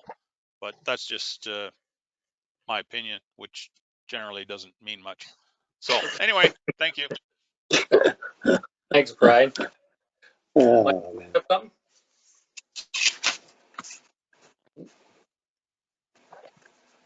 Sorry, what was that, John? I was wondering, Michael's hands up. Oh, okay. Yep. Oh. It's not up. It was just up on the chair. Oh, okay. Leaning pose. Yeah. Good. Leaning on John. Yeah. On John. John, I have Yeah, a question for Kevin. Kevin, Martin here. You mentioned you talked to minor hockey. Have the men's groups got back to you? Are they interested in keeping going, or have they fell by the wayside? Like how much use do you think you're going to get? Pretty much everyone I talked to, the men's group would like to go, but they're expecting a comeback on the 11th. So they're thinking a 6+ week little kind of mini go to end the year.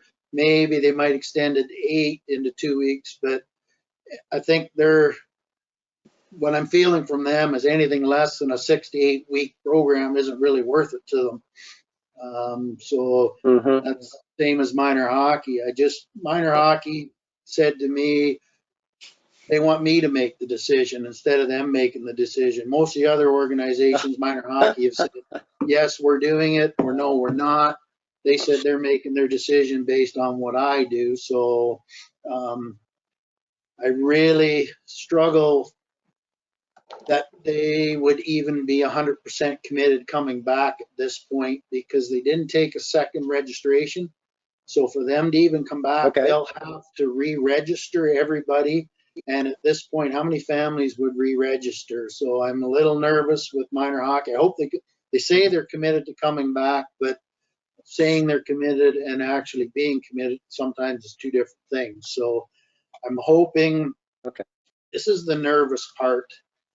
If it does open similar to the way it did before, where we were in the orange zone and Dufferin is in the red, Dufferin County is right across the road. So I was having a dilemma on taking Shelburne rentals, because 50% of our groups that rent the ice are Melanchthon Shelburne users. So our geographic boundary really put sort of pressure on the color coded system that was in. So that would be really the most nervous thing I would have, is if we come back, where are the boundaries again?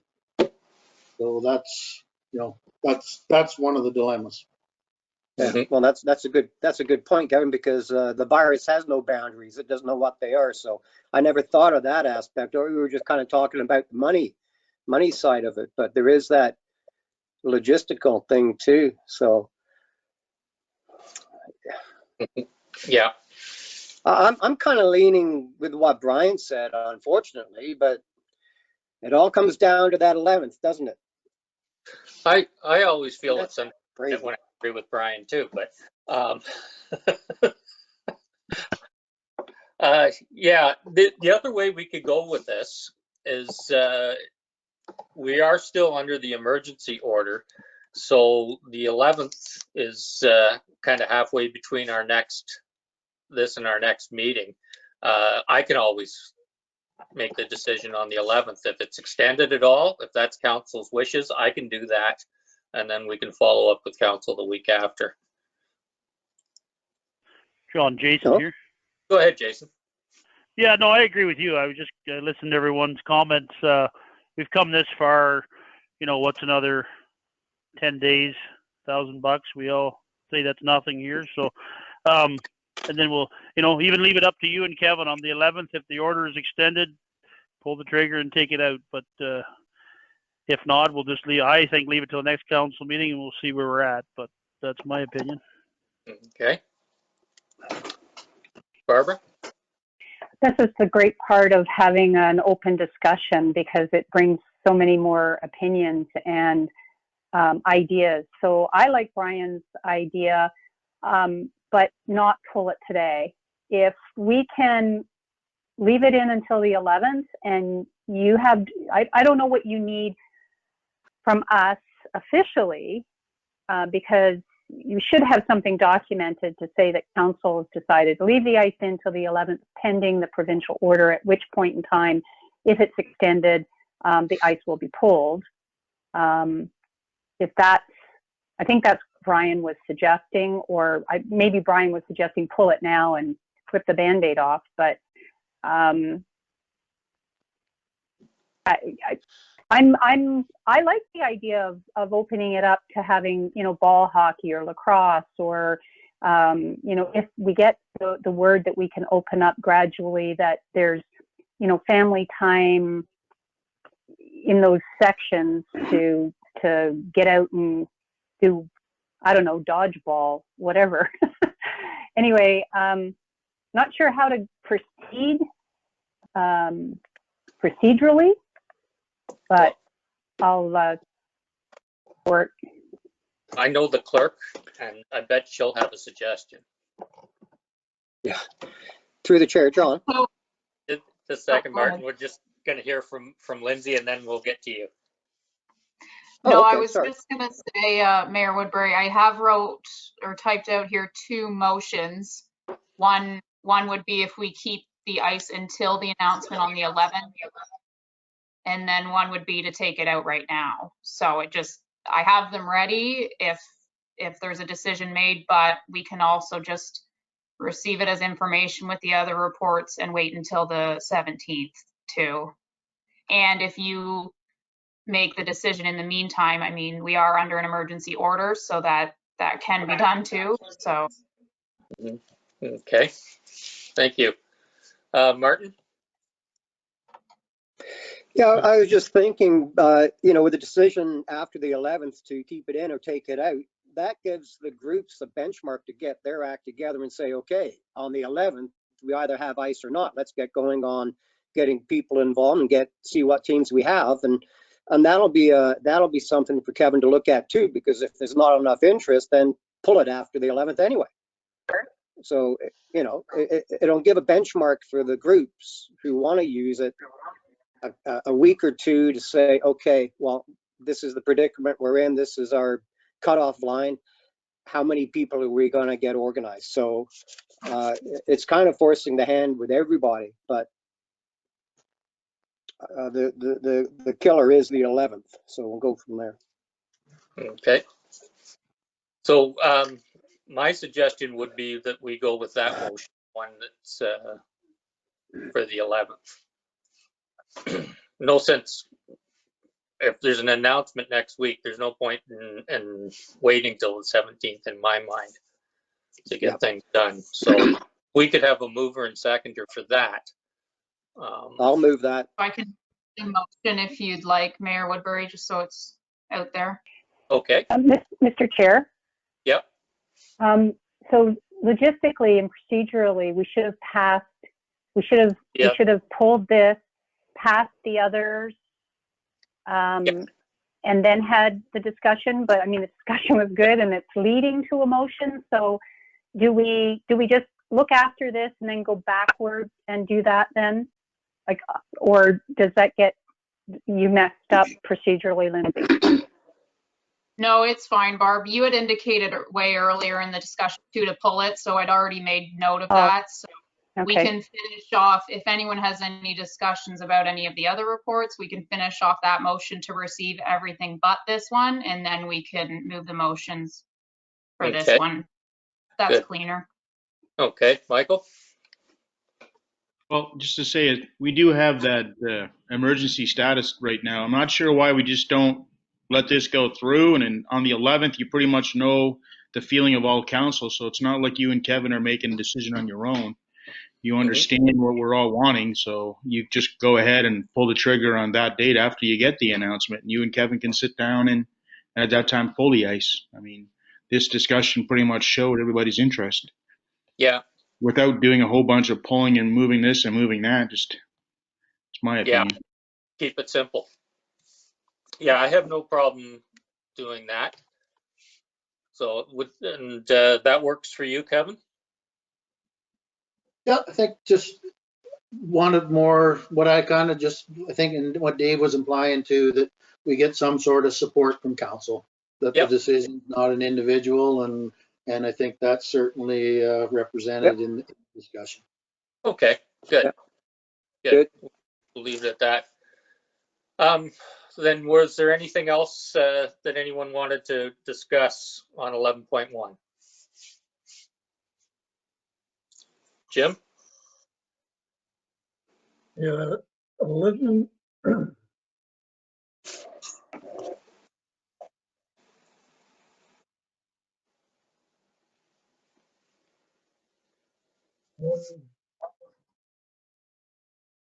And computer's going down again. The check register. Yeah. Question for Bev. Bev is still there. Yeah. Bev, 879142 Alberta Limited. You recognize that?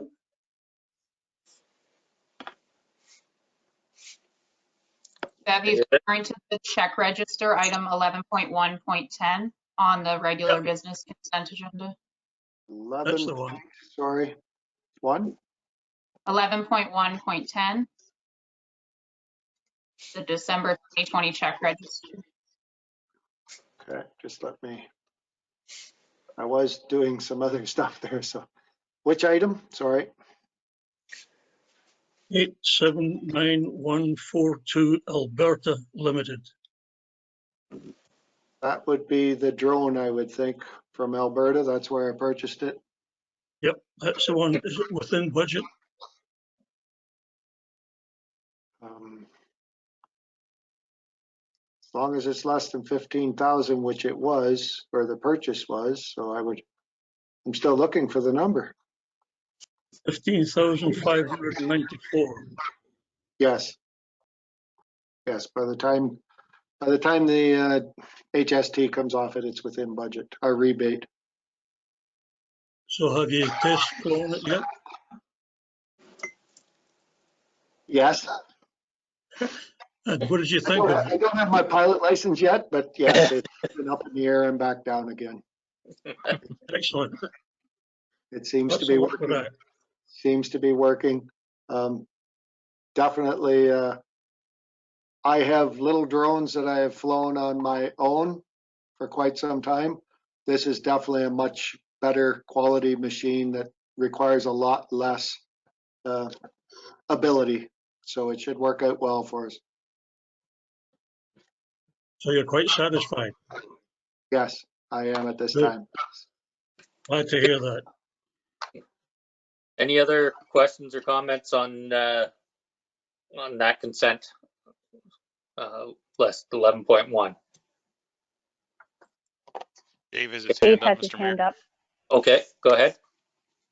Yeah, I just want to draw your attention to the report, and I apologize, papers in front of me here. 11.1.9 on page 314, I believe. And that is, we did a little bit of a report on building data, and I want to just draw your attention to the growth we've seen over 2018, 19, and 20.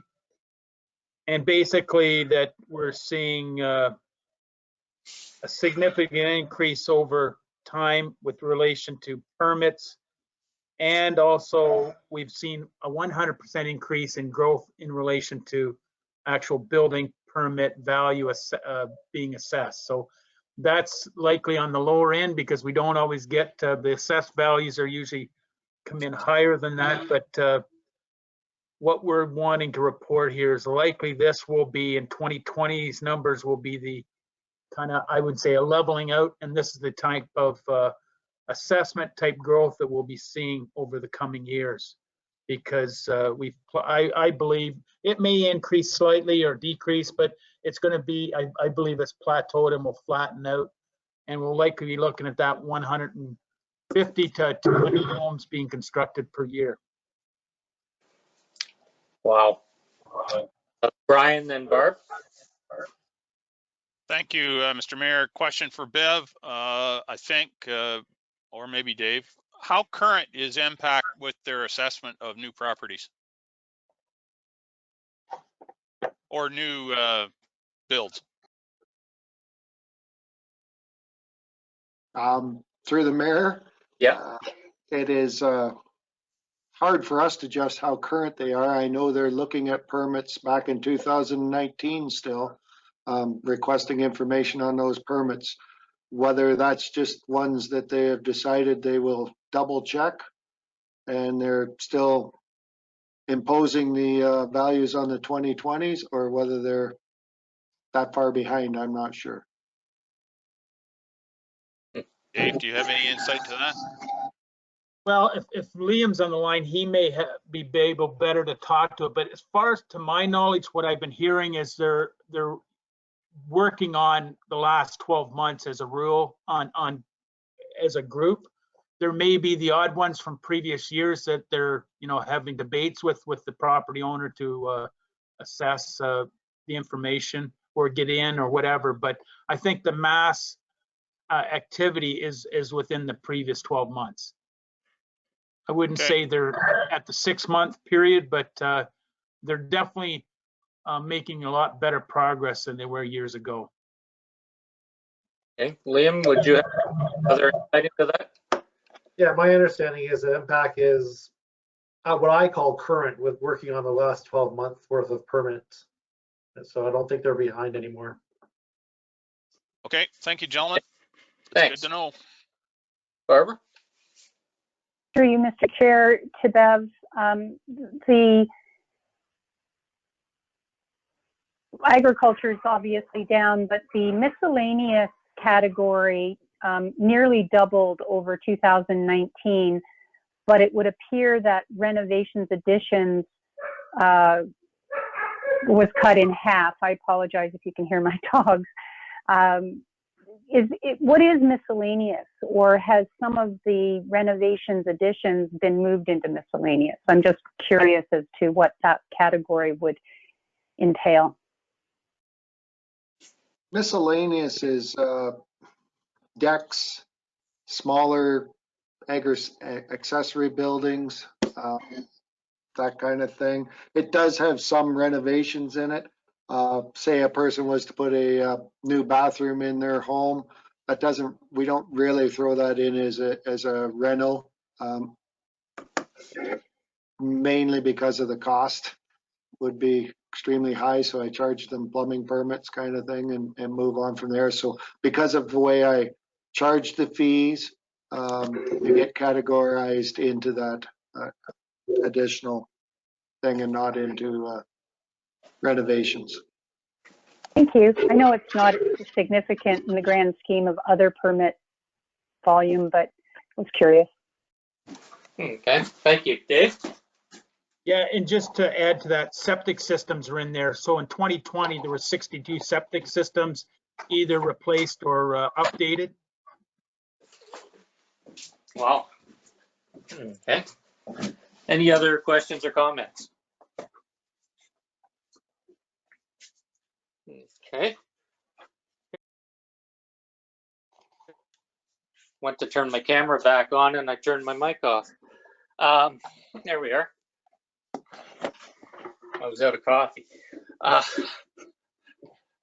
So if there's nothing else on 11.1, is anyone opposed to the motion to accept those items?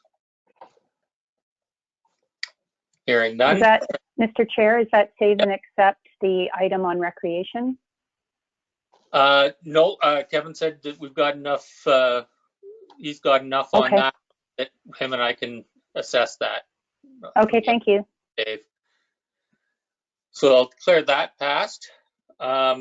Next, moved by Jim, seconded by Barbara, and it's a correspondence consent agenda. And I understand, Barb, you want to pull 11.2.13, the junction correspondence. So anything else in that 11.2 that anyone would like to pull? And if not, we can discuss any of the other ones, and then we'll get the one that Barb's pulled. Is there any questions or comments on 11.2? Okay, there's a whole lot of quiet. So I'll call a question on that. Anyone opposed to passing the motion for receiving 11.2 correspondence, with the exception of the one? And hearing none, I'll declare that passed. And then Barb, if you'd like to read your motion. Thank you, Mr. Chair. Pulling consent item 11.2.13, the Junction Community Initiative request for proclamation. And my motion that I'm proposing is, be it resolved that Council receives Junction Community Initiative's correspondence for information, and that Council hereby proclaims February 2021 as Black History Month, and that this proclamation be shared across the township's social media platforms. I did notice that Lindsay shared with us the commentary that Ms. John from Junction Community Initiatives was going to speak in open forum. I did notice that during break. That was sent to all of council. So, but that's my motion, and hoping that we can have a discussion about it. Okay, thank you. Do we have a seconder for that? I'll second it, John. Okay. Any discussion at all? Seems pretty straightforward to me. Then I'll call the question. Is anybody opposed Just to it? Oh, if I might, Mr. Mayor, I'm very supportive of doing this. I'm just wondering in what ways can we support the direction given in the motion?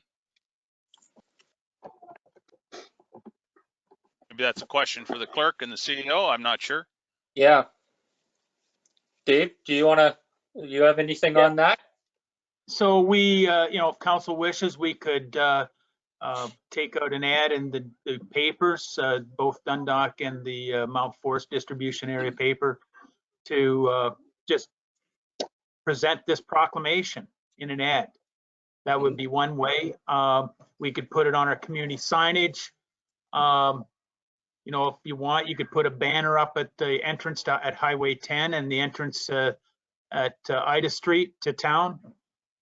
That's council's wishes. Maybe even a flag. Well, we do have policies on flags. Do we? Okay, thank you.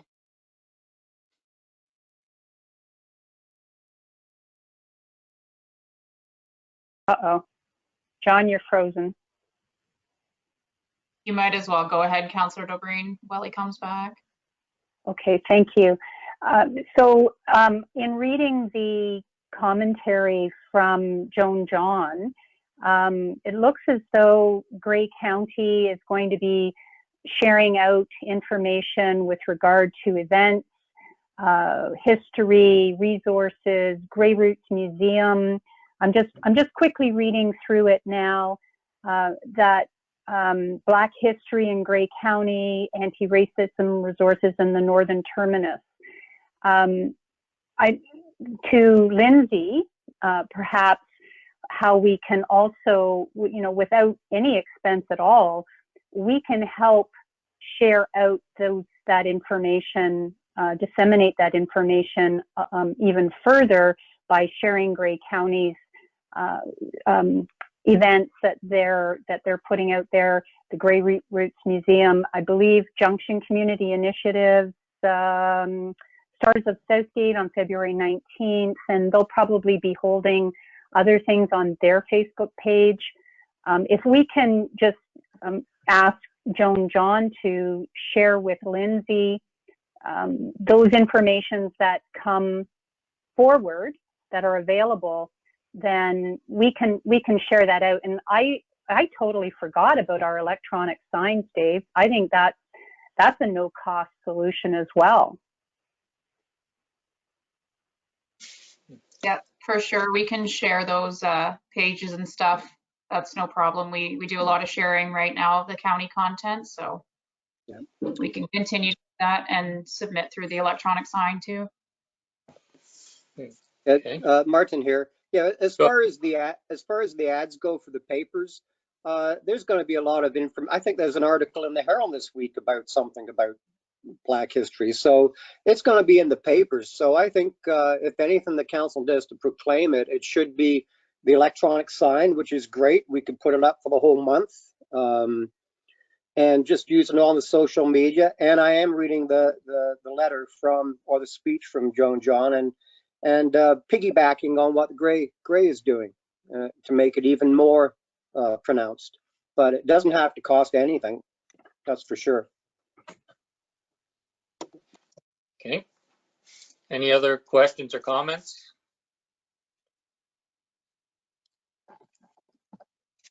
Okay. Is anyone opposed to the motion? And I'll declare that passed. Next, we have moved by Brian, seconded by Barbara, the 11.3, the consent for other municipalities. Any comments on any of those?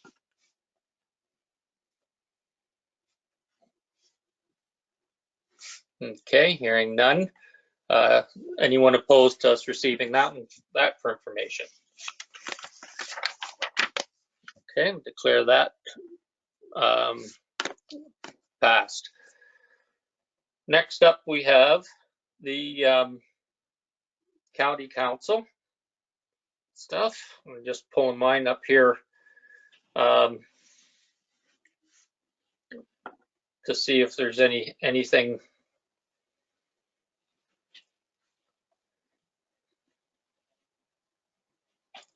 Maybe I'll just, while I'm looking, Brian, can you think of anything that was special at the last meeting that, I guess just the budget at 2.1? I was just going to mention that at our last council meeting, county council did approve and support a budget increase of 2.11%. There was a lot of discussion around where that number was going to land. But essentially included in that 2.11% increase was a 1% levy or 1%, 1% of the levied number of dollars would be dedicated to a new affordable housing fund that will be used going forward to support housing initiatives by the county. Originally, that was going to go on top of the 2.11%, but it was agreed at the last council meeting that about $620,000, because that's about a 1% increase of the county levy, that $620,000 will be taken from one-time funding. Right. So yeah, there was some pretty robust discussions, similar to what we discussed at our budget as well. Robust. That's good. I like that word, robust. Yeah, I wrote it down. I'm just going to use that. That's my today's word. The deputy mayor of Grey Highlands had some very robust comments. That's true. Yes. We also had Twan Peters from ETEL was in and made a presentation. So that's good. The county's supporting the effort going forward, and he's looking at other ways other than SWIFT to continue the fiber through the township. So that's good. John Farmer, the coordinator for violence prevention, Grey Bruce, was in and gave a presentation, which was very formed. There wasn't a whole lot more that we, just some of the ambulance updates, and there's now new development charges. There's a committee for the terms of reference for that. So that was pretty well it. Anyone have any questions? Okay. So I guess now we have a motion moved by Barb, seconded by Martin, that we go into closed session. Members, privilege first, John. Yeah, maybe. Okay. Members privilege. Did anyone have anything that they wanted to highlight? Brian does. Just good news that in fact the Drumore high-speed fiber project is actually under construction. They are working currently in West Grey, but they are also they're doing some work in Southgate. So the project is well underway, and we look forward to big things later this spring. Excellent. But as I noted in the county meeting when Twan was there, I have absolutely no influence of where that fiber goes, because I can almost throw a baseball from my house to the end of the wire. So I don't know whether I can, carry the signal from the end of the wire to my house in a wheelbarrow or not, but the wire is not coming to my house anytime soon. But anyway, it's good to see the project nonetheless. Well, that's what you get for living in the suburbs of Drumore. That's right. That's right. Yep. Yes. Sort of like we're not in the center of the universe, but we can see it from here. That's right. Okay. Anyone else have anything? Jim? The Holstein garage is slowly but surely getting cleaned up. Young fella's taking a load away every other day. Good. Okay, not hearing anything else. So the motion is, like say, moved by Barb, seconded by Martin, that we go into closed session at 11:35 to address matters relating to advice that's subject to solicitor-client privilege. It's information related to a legal action. There'll be a verbal report. Personal matters about identifiable individuals. It's an update on Southgate employees on leaves, and that again is a verbal report. And proposed or pending acquisition or disposition of land, and that'll be to seek direction in the Eco Park. And that Clerk Lindsay Green and CAO Dave Milner can remain in attendance. Okay, anyone opposed to that? Okay, so we'll move into closed, and we'll take a brief recess while we switch things over.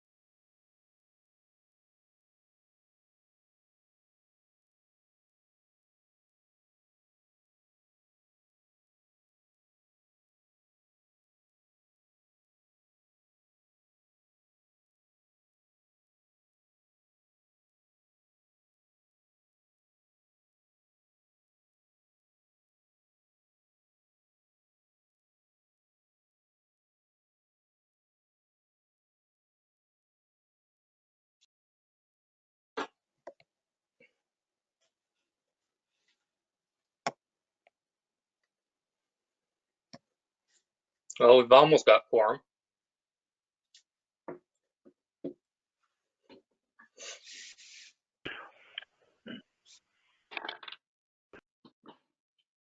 Jason here, Lindsay. Thanks, Jason. Okay. So that looks like all of us back. Just waiting on Councillor Jobreen.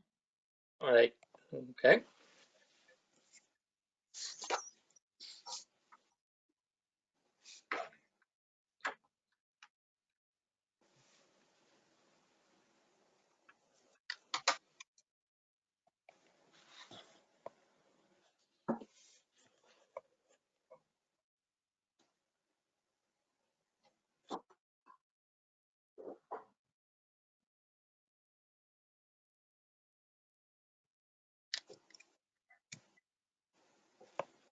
Councillor Jobreen, is that you? It is. Okay. Then, John. All right. So meeting back to order. Now, Lindsay, I've got movers and seconders already for these. So, do you want to do the first one? It's moved by Jason, seconded by Martin. Yeah, Martin's not here. Oh, yes, we need a different seconder for that. Martin left. Oh, right, Martin left. Brian What's the resolution? So the motion as it stands is be it resolved, this is for 14.1, be it resolved that council receive the verbal report regarding information related to a legal action and direct staff to proceed as discussed in closed session. Okay. Anyone opposed to that? Can we just grab another seconder? Did you say Brian, Mayor? Yes. Yeah. Okay, thank you. Okay. And no one was opposed to that, so that is carried. Next, 14.2, seconded by Barbara. I need a mover for it. If you'd like to read the motion, and then I'm sure someone will jump on board. So for 14.2, the motion coming out of closed, it's just loading here. Be it resolved that council receive the verbal report regarding an update on Southgate employees on leave as information. Okay. Who would like to move that? Michael, and then Barbara would second it. Anyone opposed to that motion? Okay, that is carried. And 14.3 is moved by Michael, seconded by Jason. So 14.3, be it resolved that council receive the verbal report regarding a land sale proposal in the Eco Park and direct staff to proceed as discussed in closed session. Okay, is anyone opposed to that motion? And that is carried as well. Next is the confirming bylaw, moved by Barbara, seconded by Jim. You look like you'd like to second the confirming bylaw and be done. Okay, that's a confirming bylaw. So Lindsay, I'll get you to do the vote. Thank you, Mayor Woodbury. So recorded vote called on the confirming bylaw. Councillor Jobreen? Yes. Deputy Mayor Milne? Yay. Mayor Woodbury? Yes. Councillor Shearson? Yes. Councillor Frew? Yes. Councillor Shipston is absent. Councillor Rice? Yes. By a vote of 6-0, that's carried. Okay, thank you. And we have a motion moved by Brian that we adjourn. Is anyone opposed to that yet? It is lunchtime. It is. Yep. Thanks, everybody. Appreciate it. What's on the stove, Lindsay? Nothing.